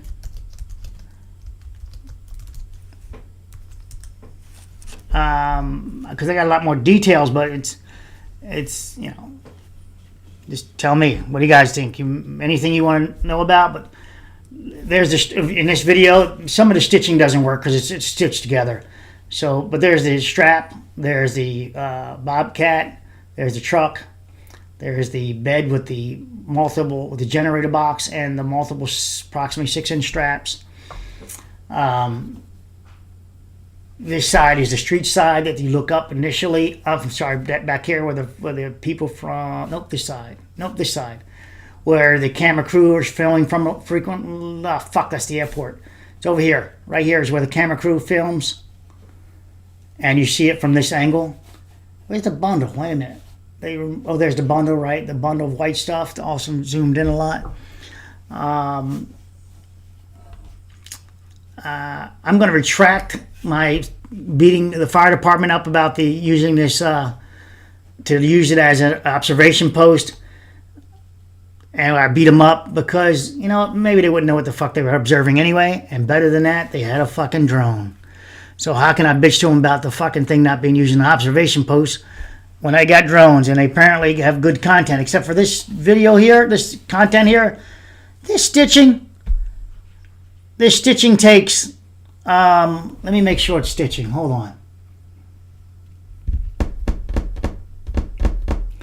So they had to get permission from the airport to go up this high.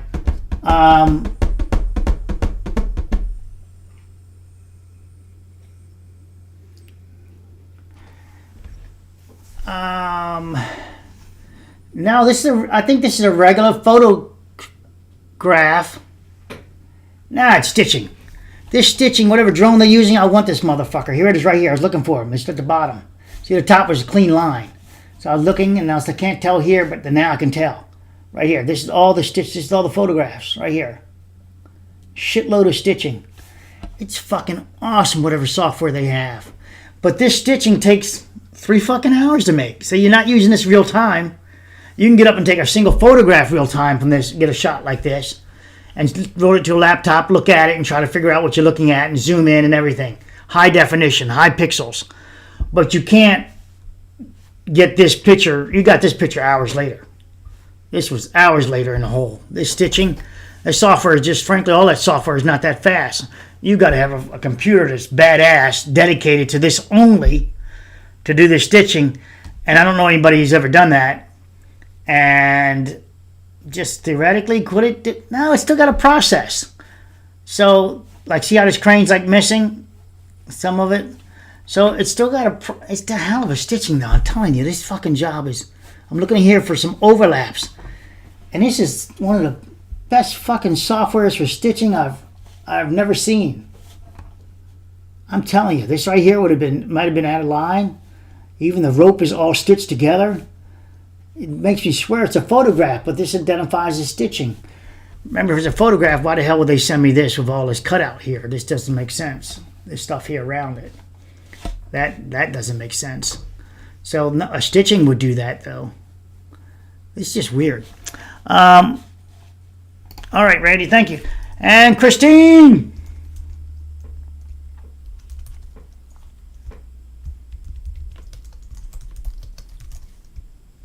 And for all of you who stuck around, thank you and have a good night. That's a 3-hour video.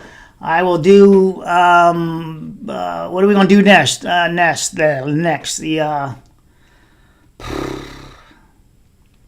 haven't eaten all day. So maybe I got a little brain fog from not eating. I just couldn't remember it. But switching gears, actually. Titan.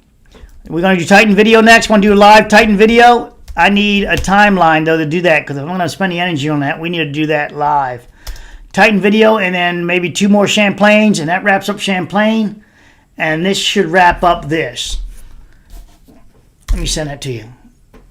Question mark. Thank you for the love heart. What are we going to do next? What shall we do next? What shall, or just dealer's choice? How about that? Dealer's choice.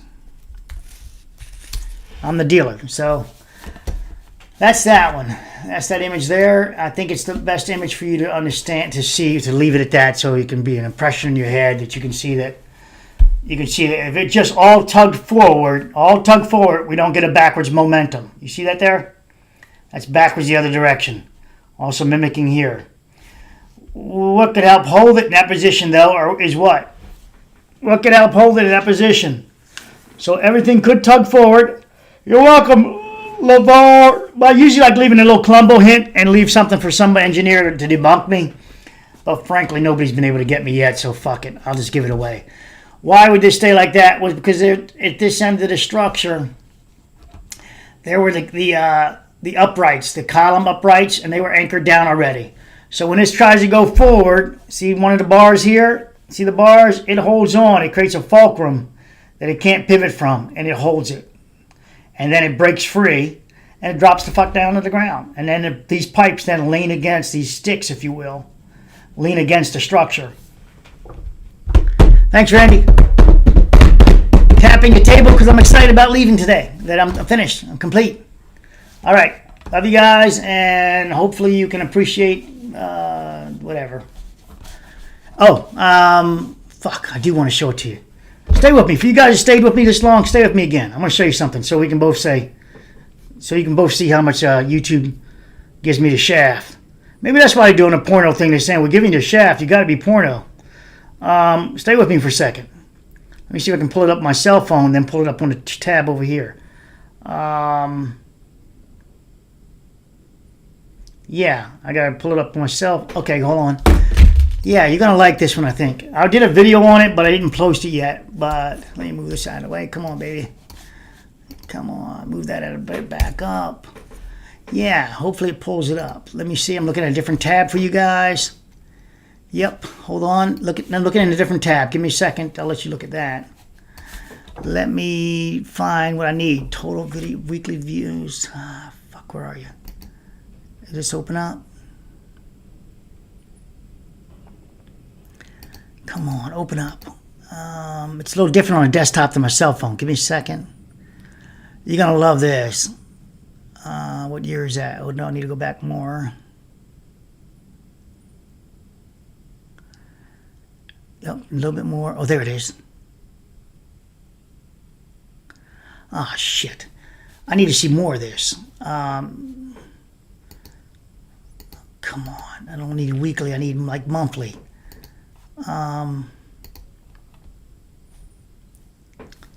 Shit. I'll bring it over to you. So you see what I'm looking at. Okay. So total views 4 million, whatever the hell that is. All right, this is my channel here. Let's see if I can pull it up this way and right here. So I'm finally, it says weekly. I had a monthly one, so it's kind of pissing me off. And you can see that. Oh, okay, look right here. You had 146,000 views on January 16th, 2024, and that timeline is from January 10th to January 16th. Keep that in mind. This software will monitor like a time machine. It goes back. It remembers stuff. It's like that Wayback Machine. Now watch when I do this. Watch when I pull this one up. So watch what YouTube did to me about the views. So they have a record of the views that much. Now let's go to YouTube. Let me see. So, oh shit, I edited that image. It's telling me to save it. Hold on, guys. Oh fuck. What did I do to that image? Ah shit. I saved it. Now watch what I do to this. YouTube Studio. Right. No. Dashboard. Yeah. Analytics. Hold on. Right. So I can pull up there. So click see more. Fuck. I need dates. Oh, he's shitting me. I need more time. Hold on. Last 90 days. Okay, this works for me. So this date said, trying to click it. It says January 28th, June 28th, that's weekly, to July 4th. 138,000 views. All right. What did it say? 2023, June 28th. 2023, I gotta go back again. Hold on this thing. January 28th. All right, so then I need to find January 2020, March, April, May. Fuck, I said January again. Hold on. It's June 28th.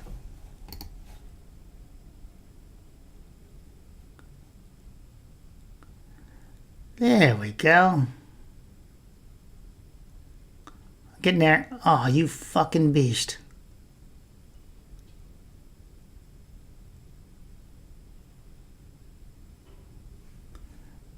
Hold on.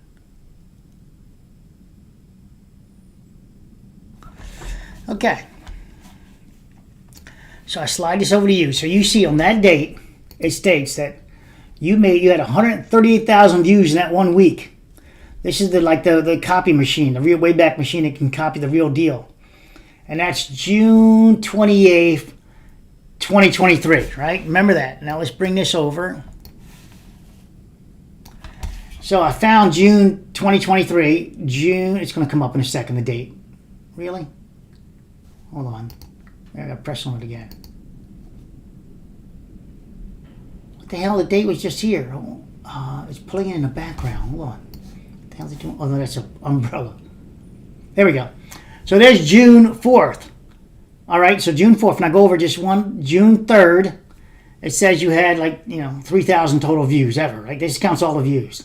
And then June 3rd, remember it said to July 4th? Well, my next one, I'll move to the right. And there's July 4th. Nah, there's another 6,000 views. So there's 3,000 there. So that's 9,000. And let's go over to July 2nd. Another 4,000. I don't know. You can round up, call it 20,000. July 1st, 3,000, 23,000, 24,000. Let's go. June 24, 29, 31. Round up to 32 if you want. Move over. 29, 31, 32, 42, 45, 46, 47,000. I'm at June 29th. 47,000. I only got 1 day left. 57,000, 47, 57, 60,000 views on that that timeline. This says that timeline you had 138,000 views. Now, this is the class action lawsuit we need to be party of. People need to get party of. When you find software that does this, it shows that they robbed you of 100,000 views. Whatever it was, right? And so that means that this monetized channel would have made it's like $5,000 per million views. So that would have been $500 or whatever. Now they do that, not there, but multiple times. Here also, it says I had 146,000 views in this short period of a week. Again, this is weekly. Over here, it says you had a negative views. I lost views of 8,058. That's untrue. We know we lost 100,000 there. It's not reported. And then here they took away 8,000 views on the 23rd. Now there's another one, but I can't get it to work here. It's another one that shows they took away 2 million and something views. I'm trying to, why is it not letting me do that? There's your weekly subscribers once bounced in 2023, bounced up 1,000. And then what did they do? They started knocking me down. They took away, they have fun, take away 100. What are the odds you lose 100 subscribers all at once? They've done it, this 100 number as a toy. The round numbers are just, something you punch in a computer. I've seen this a few times using this software. Look, there's 100 exactly I gained. 100 I exactly lost. There's 100 again. They just love their 100. 100. It's just a toy game with me, and then they'll take it away. Now there's the negative, but they wanted to show you the negative 2 million views. But this thing is not opening up.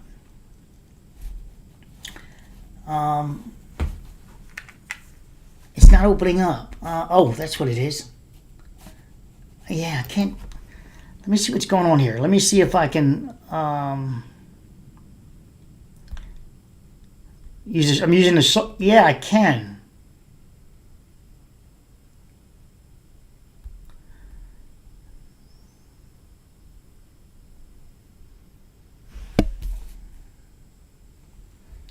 I can. But it won't let me open up over here. Look at those sorry ass views. Sorry ass. Now down to 5. That is some sorry shit. But the negative 8,000. There's another one. There's negative 2 million views. That's the one I wanted to show you. Oh, good thing I did a video on it. I'll post it in a private room for now. And it's in, sorry, it's in not in landscape mode. It's in. I use my cell phone, so it only recorded in the vertical mode. What the hell? It's not letting me. Even here, it's not letting me change it on my cell phone. But I already recorded it. It was 2020. It was 2 million, like 2.4 million views. They deleted. Now let's see. One more thing. Let me go to here. Look at this. Lifetime. Lifetime.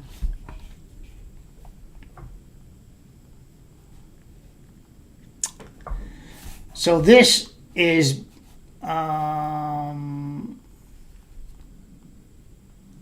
what this content is showing here. You can see how current it is.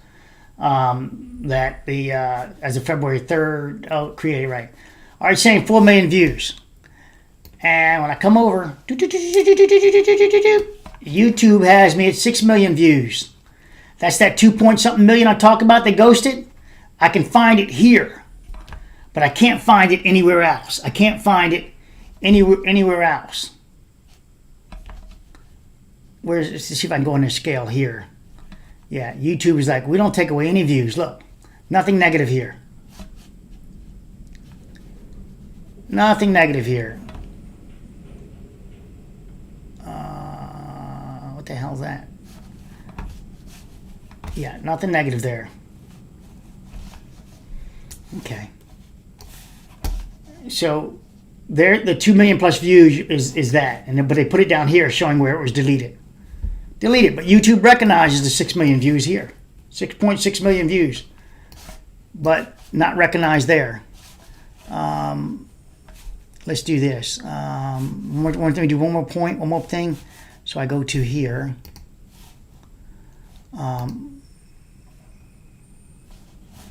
Shit, I'm trying to see the channel like you guys will see it. Fuck. Home.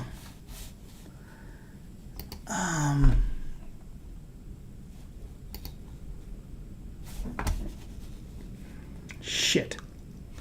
Let me try it on my cell phone. Oh, I know. Hold on.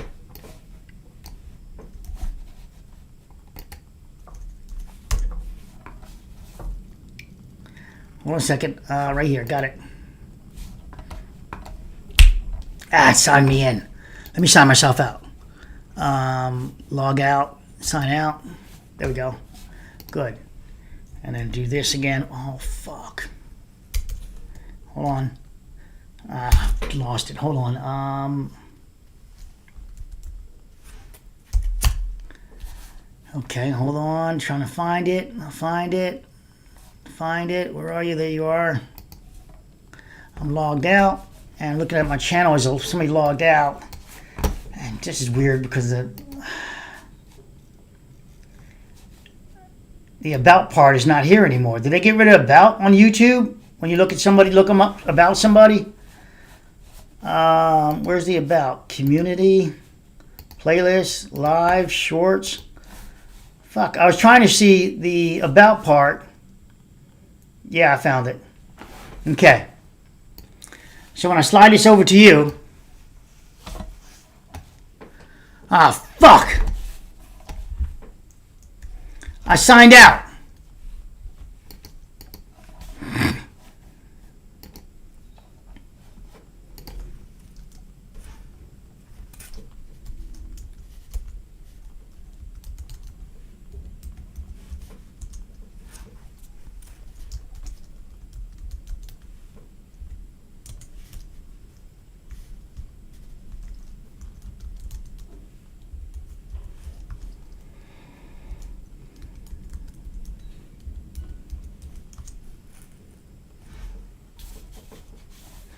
Are you still there?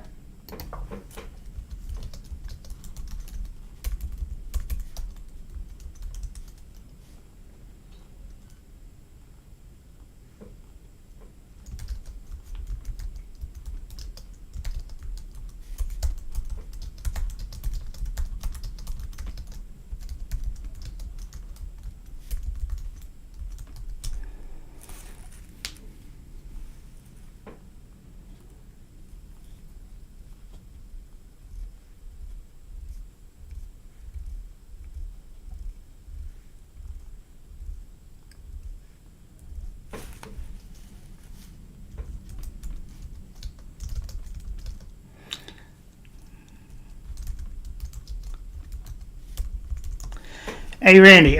So, Randy, what I was showing was that this says 4,019 YouTube. When you go to my channel, it says you have 4,019,211 views.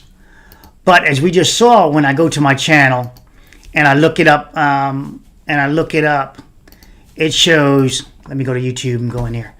It shows. Let me grab it again. So, studio. Comments, content, analytics, right? Lifetime. Okay. So this is the 2 million plus views right here. So first off, right here, you see 4 million views. When you go to my channel, this is what you people see. On my side, I see that YouTube is really telling me I have 6.6 million views. This is what they show the public, and this is the part they also stole from me, ghosted from me, that money. The millions of views. But it's a lot more than that because I've seen more go down. So this is what they're doing there. With the estimated revenue. That's fucking crazy. Yeah. That's lunatic. They didn't give me any of that fucking money. I love the estimated revenue. Watch what? Yeah. Look at that. Look, you got to see the gaslighting on this. This is my... I wonder if they're reporting that I made this money. Look at this. Look at this shit. They're saying I made $25,000. This is bullshit. I didn't make the fuck. Where? Yeah. Let me show me that with my tax return. Give me the money. Show me this money. These are the views. That's probably what they really made off of this fucking channel. And then I get bullshit. Nothing. Here's 4 million views. $25,000. They're full of shit. Where's the fucking money? Give me those checks. Anyway. And was that 2008 I signed in? Yeah, I'm trying to see how I can force that.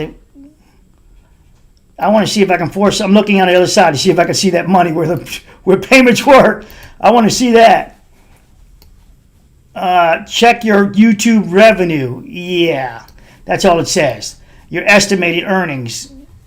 And then it says, what the hell is this data thing? Yeah, that's bullshit. Bullshit. And it's saying I got 500,000 views there. Watch what's this? Watch hours. 6.6 million views. Yeah, I believe it. I believe them. Let me go. Oh, you know what I can show you? Here we go. Here we go.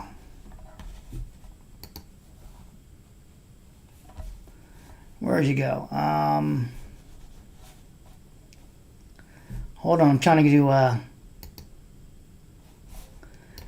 there we go. So here's the block video that I made a long time ago, just live there. $12.68. And that would be the entire year of 2023. So now they got me, they're making $1 million somewhere. I'm trying to find another one. That was ranked in the top 10 that I just grabbed. I just grabbed the top 10. Now that damn lock video, that son of a bitch... It's crazy, that lock video. Now that one, I actually made money off the lock video. Let me see. I'm going to use Sense Uploaded Lifetime. Now that's no joke, the lock video. Look at the lock video. That fucking lock video made $2,000 over the lifetime. It's since 2015. It's been 10 years, guys. That's 10 years, right? Don't think of it as like I just got the money. But this stupid ass lock video I made for some guy at Home Depot that I met. That he couldn't figure out how to work, and he was frustrated, and he was trying to come back there. And I said, oh, you know what? When I get home, I got the same damn lock. I'll make you a video. And so I made this video. And it states that's why I told you make $5,000 per million views. Look, that's like 374, but they're paying good money on this one. They normally don't. But let's look at the like the last 7 days.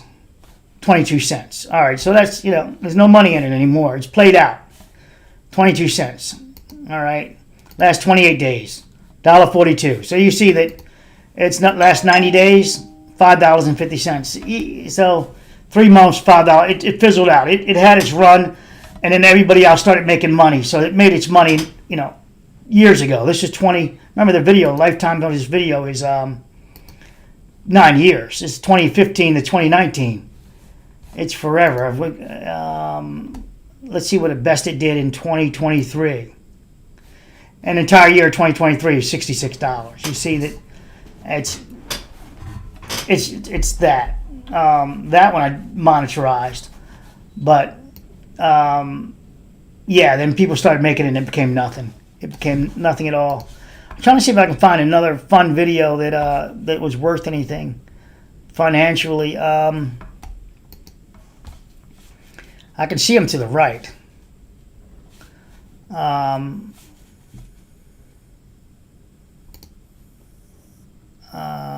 Hold on. So this is what they did. This is the video, Champlain Towers, right? Champlain Towers video. Views, 0. Last 90 days. Watch time, 0. Subscribers, 0. Estimate earnings, 0. All right? No views, but then we look down here, you see views. Peak, average, all this other stuff. They ghosted the Champlain Towers video. Look, it's nothing. No revenue. See that? 0 revenue. 90 days. Nothing. They just made it irrelevant. They made my content irrelevant to me. They decided to devalue you to make sure you don't post. So it's what they do. We can look at it from a year from now. Look, a year back. Right here. 365 days. You didn't get any views in the last 365 days. Look at that. This is what they did to Champlain Tower South. They made it so, what's the point of me posting? They just made the videos nothing. They turned them into nothing videos for me. And that's how they demoralize you and make sure you don't make the content. Initially, they... hold on a second. Okay, so now I'm grabbing the same video and I'm going to pull it over here. This is the video here. Shit. I'm trying to move it over. So this is the video posted 2 years ago. And it's not private or anything else, but it's getting 0 views now. It had 84,000 views. And last year it has 0 views. 0. Not 1, not 2. They ghosted this content.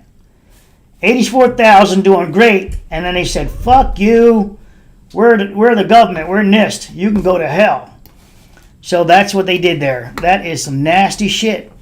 That's a new form of gangster shit. Yeah. 1 year, not a 0 views. Let me look over here. I watched that video, Randy. Randy said, yeah. They lock video all the time. Oh, they do, Randy.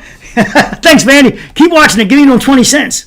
Anyway, so Randy, it's nothing. It's fake. That money is fake. Now let's see what what's the name thinks I made. So this is this one. Let's go to that. Let's see what this thing thinks I made money wise.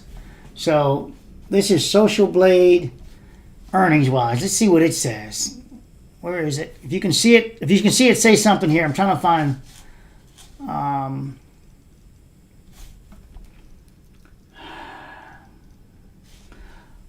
Fuck me. There it is. Look at that. I found it. This is my views right here. I found it right there. There it is. Down there. Slow it down. In 2022, March, it says, and I can't move the mouse to show you, but it's above. It says forensic engineering in a little window. It says in March of month of March of 2022, I had a negative view count of 2,213,979. There it is, right there. Negative view count, 2 million. And doesn't that match up with the 4 million? The 4 million that they ghosted me on, but yet the one thief, YouTube, doesn't keep track with the other part of the analytics on that side, and they give me the 6 million. They say you had 6 million plus views. Over here they said no, you have negative 2 million. But Social Blade keeps track of it this way. They took the negative 2 million off, and that would bring it to the 4 point. What is the million views up here? The 4 to 6.4 million, equal with the YouTube analytics. Hold on, I just lost the image. I'm bringing it over, but it says I signed out. The fuck, I didn't sign out. Right there, the 6.6 million. But they took away the millions, and that's what I saw in this thing, looking at it. And there's another one. That's that one. There's another one right over here somewhere. Yeah, here's 259,000 right there. And that was done in 2023, February 2023. They took away 259,714 views. And when they do that, if you see what's worth money, they're taking money. So if they're taking money, this just seems like a class action lawsuit. That if they're doing it to me and they're doing it to quite a few other people, if you can find out, like I find out, like here, you can do the math and go, oh, so you robbed me plus the interest I would have made. Whatever you made on it, I should get the full amount. Now, I'm not sharing this 50-50 or whatever they do. And I'm still not sure how that works. I think it's I'm still not sure how that works. What I'm looking at, my 22 cents or is it what they're giving me? Or is it we're splitting the 22 cents? I'm not sure. I get like $100 a month on it. And so it's not, maybe it shows it over here. If Social Blade shows it, it should be like $100 somewhere. Maybe 110. Where the hell is it? And that's for all my 1,400 videos or whatever it is, over all of them. Where the hell is the future projects? No. The income. Oh, wait a minute. It's down there then, isn't it? No. Oh, the income would be here then? No. What the fuck? Estimated earnings?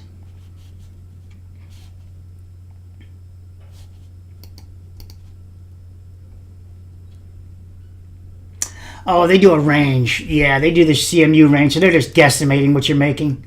So even if I get it, it won't be as good as YouTube's actual, what I just showed you. You can pull up anything. What's Tool Time's channel's name? I can pull it up here. What's his name? What's Tool Time's channel's name? Give me a second. Let me find his channel. You can see how much he's making on the content.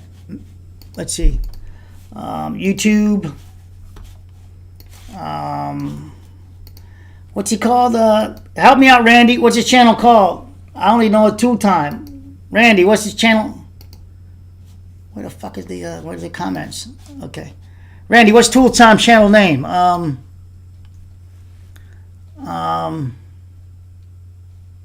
Shit. I can't remember it. Oh, never mind. I got it. I remember. Shit. It's his fucking name. So wait a minute. Right here. Hold on.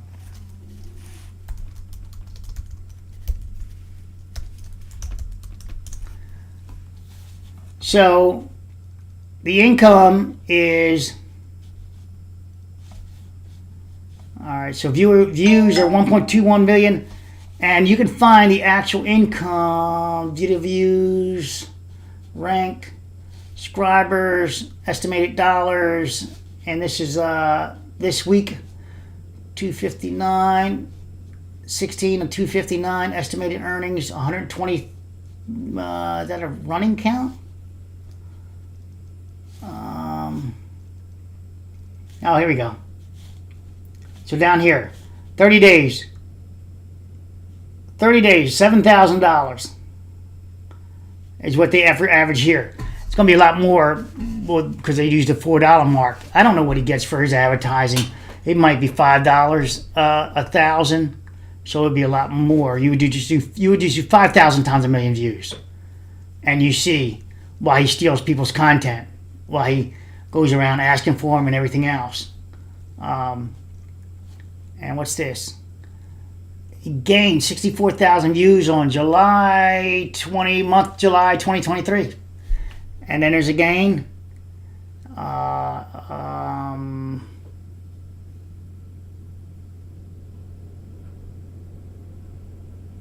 These are views. 1.3 million views. That's views.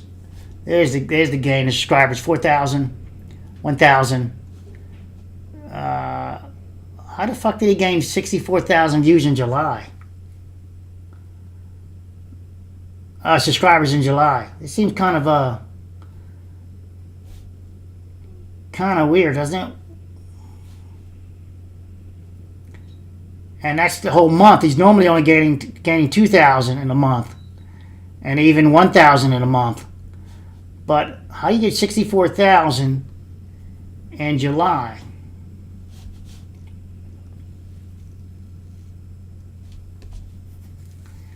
Yeah. Everybody thinks something's up with this channel anyway. And there are lines there. July. Yeah, so right there, July 5th to July 11th. How do you get 7 million views in 6 days? What the hell did he put up July 5th, 2023? Is that the Titan? Did he start crossing the line to the Titan then? Yeah. Anyway. So, June.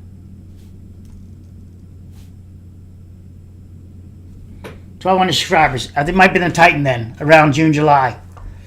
That might have been the Titan, my Titan videos. That's where people were watching I think right there is the Titan videos. And, you know, they just shadow ban my ass down to nothing. So there you are there. And this was back in this would have been Champlain Towers maybe, but we know it was way more than 4,200. And this is the part you gotta love. That, again, in 2022, they took away 2,213,917 views. 79 views. Views disappeared. Just awesome. They verify it with this, but then they contradict it with the analytics. The analytics contradict it with the lifetime. Oh, there it is, 142 right there. There it is. My money I made all this month. 30 days. Right here. They contradict it with that. So one party says that. The other party says this. This one verifies it. And there's millions of views disappeared along with the cash that I don't have.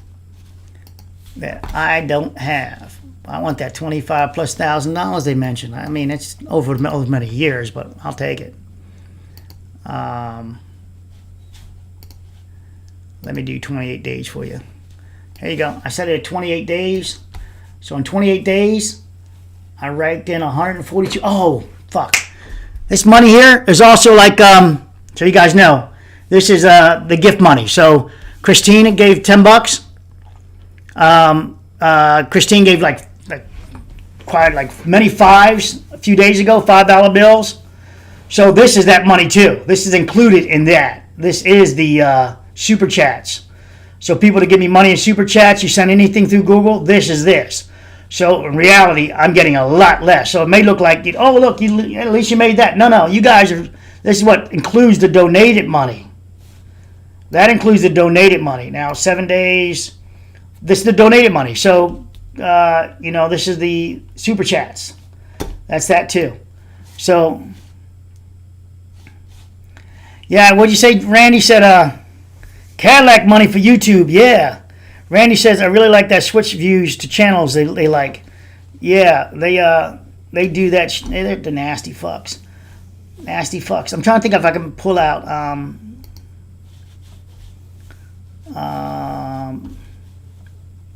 oh yeah, hold on, I'll show it to you. There you go. So there it is over the past few months. 105 in March, ongoing.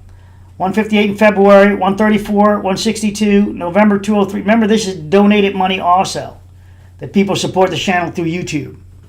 and I think supers. So there's super chats. It's right there. It's added in there. It's $15. All right, but that $15 means a lot to me as far as you guys doing what you do.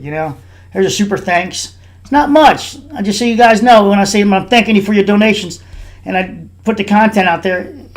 It's the thought that you guys count, that you're there putting it out, doing that for me. I appreciate it. I think Randy gave this week too, so it's last week then.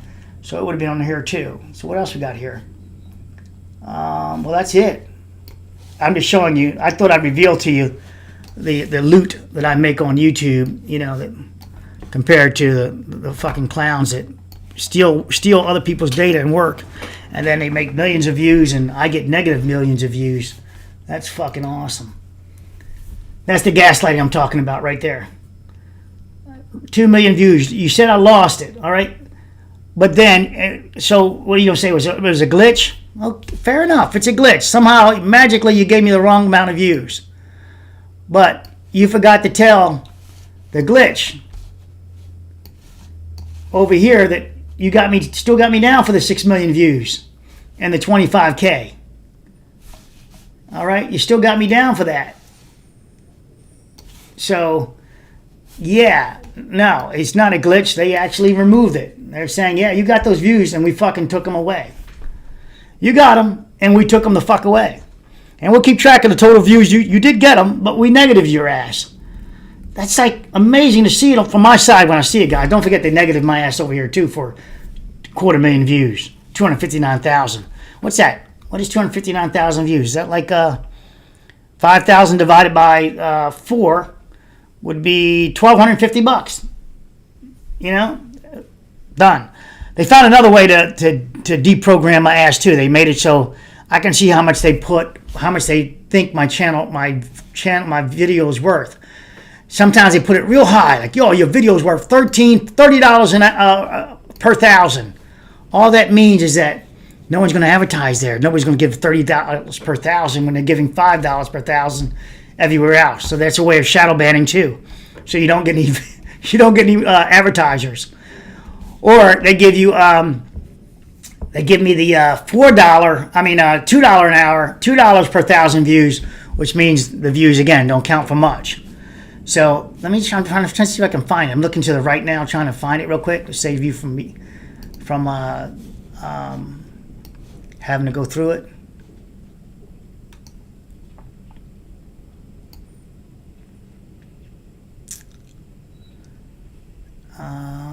Where are you? I'm trying to find it. Hold on. Oh, I know. I had to press this arrow back. I got it. And now I have it. Now let's see if I can do the revenue, and then if it gives me like cost analysis.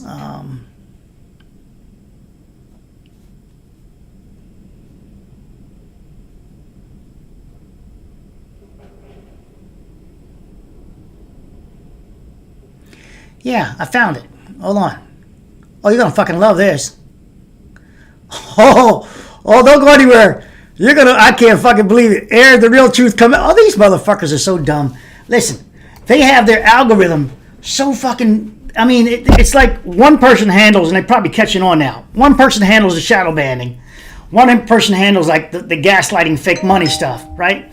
And another person handles something else. And so it's like they don't mesh. Like if it says if you're gonna shadow ban them, you got to change the other algorithm that makes it downgrade like his money and all that, so it can match. And so it can match. So when you're gaslighting, you got to make sure your lies match. Watch this. This is my lifetime. Look, you see, I was making nothing, right? 20 cents. It's not $2. This is $3. I'm gonna scroll over. You see, it's nothing. I'm doing the content for free of photography and stuff like that I was putting out there. It's $15. I laughed when it. $17. Look, here we go. Hold on, $6. Oh, wait a minute. There's a big graph here, right? Well, I'm going to tease you right here. $245. Hold on, let's go back. These are all under $10 though. Look. Oh, there's a zero there. Look, there was a zero there. 2020. July 2020. You guys know I was doing. Oh man, this is crazy. Let's go to 2021. Let's go the. June. This is the video content for Champlain Towers, maybe $245. There you go. Wait a minute. Let's go back. Look at that. Look at the max. And let's go over. Let's go left. Let's go back to the max again. Oh, and remember, those are people donating money. Oh, and then I'm dropping down, and then I get shadow banned again. Look, $14, $11. Let's follow it over. Keep in mind, our target is $25,000. Look, this is set for lifetime up here. Look. Oh, wait a minute. We still got a chance to save it. This little peak over here has got to have hundreds of tens of thousands in it. Here it comes. Oh, the suspense is killing me. $71. Oh, fuck. We're down again. Oh. Now you tell me what happened there. Where'd the fucking money go? They're telling me, look down here, that I made $405 here. Look at this. It's not on the fucking graph, dude. And these people donate money too. Remember, people donate. It's not up here. There it is. This is some gaslighting shit. Here, 2024, $25,000. You find it. I was making nothing here. I'm just putting videos up for nothing. And 2018, there you go. And a couple times I demonetized the channel. And then whatever, then there. The content, rather. Some content I demonetize, but then they told me, oh, you got to monetize it all if you want to do it. So they told me that in one of my gaslighting messages. So I monetized it all, and then it still didn't. They was just gaslighting me. Nothing fucking changed. Look at that. Look at all that fucking money there. Look at that. Look at that. Look at that. So now you see why I also say sometimes I don't give a fuck if they delete my ass. You know, they can delete me. They'll save me a lifetime of this. You guys can come over and Rumble. They're not, you know, you can come over and Rumble. I wish people would come to Rumble and wouldn't give shit to Google. I'd be happy with that. I'd be happy with that. Look, IRS can't do shit with that because I didn't make that fucking money. They can't do jack shit with that. There's the fucking money. And I claimed it all and used it all, rolled it back into the goddamn channel anyway. So I don't take any. I don't use any of that money for any cash, any pocket money, as I told you guys. So let me see. I'm trying to find you in the background.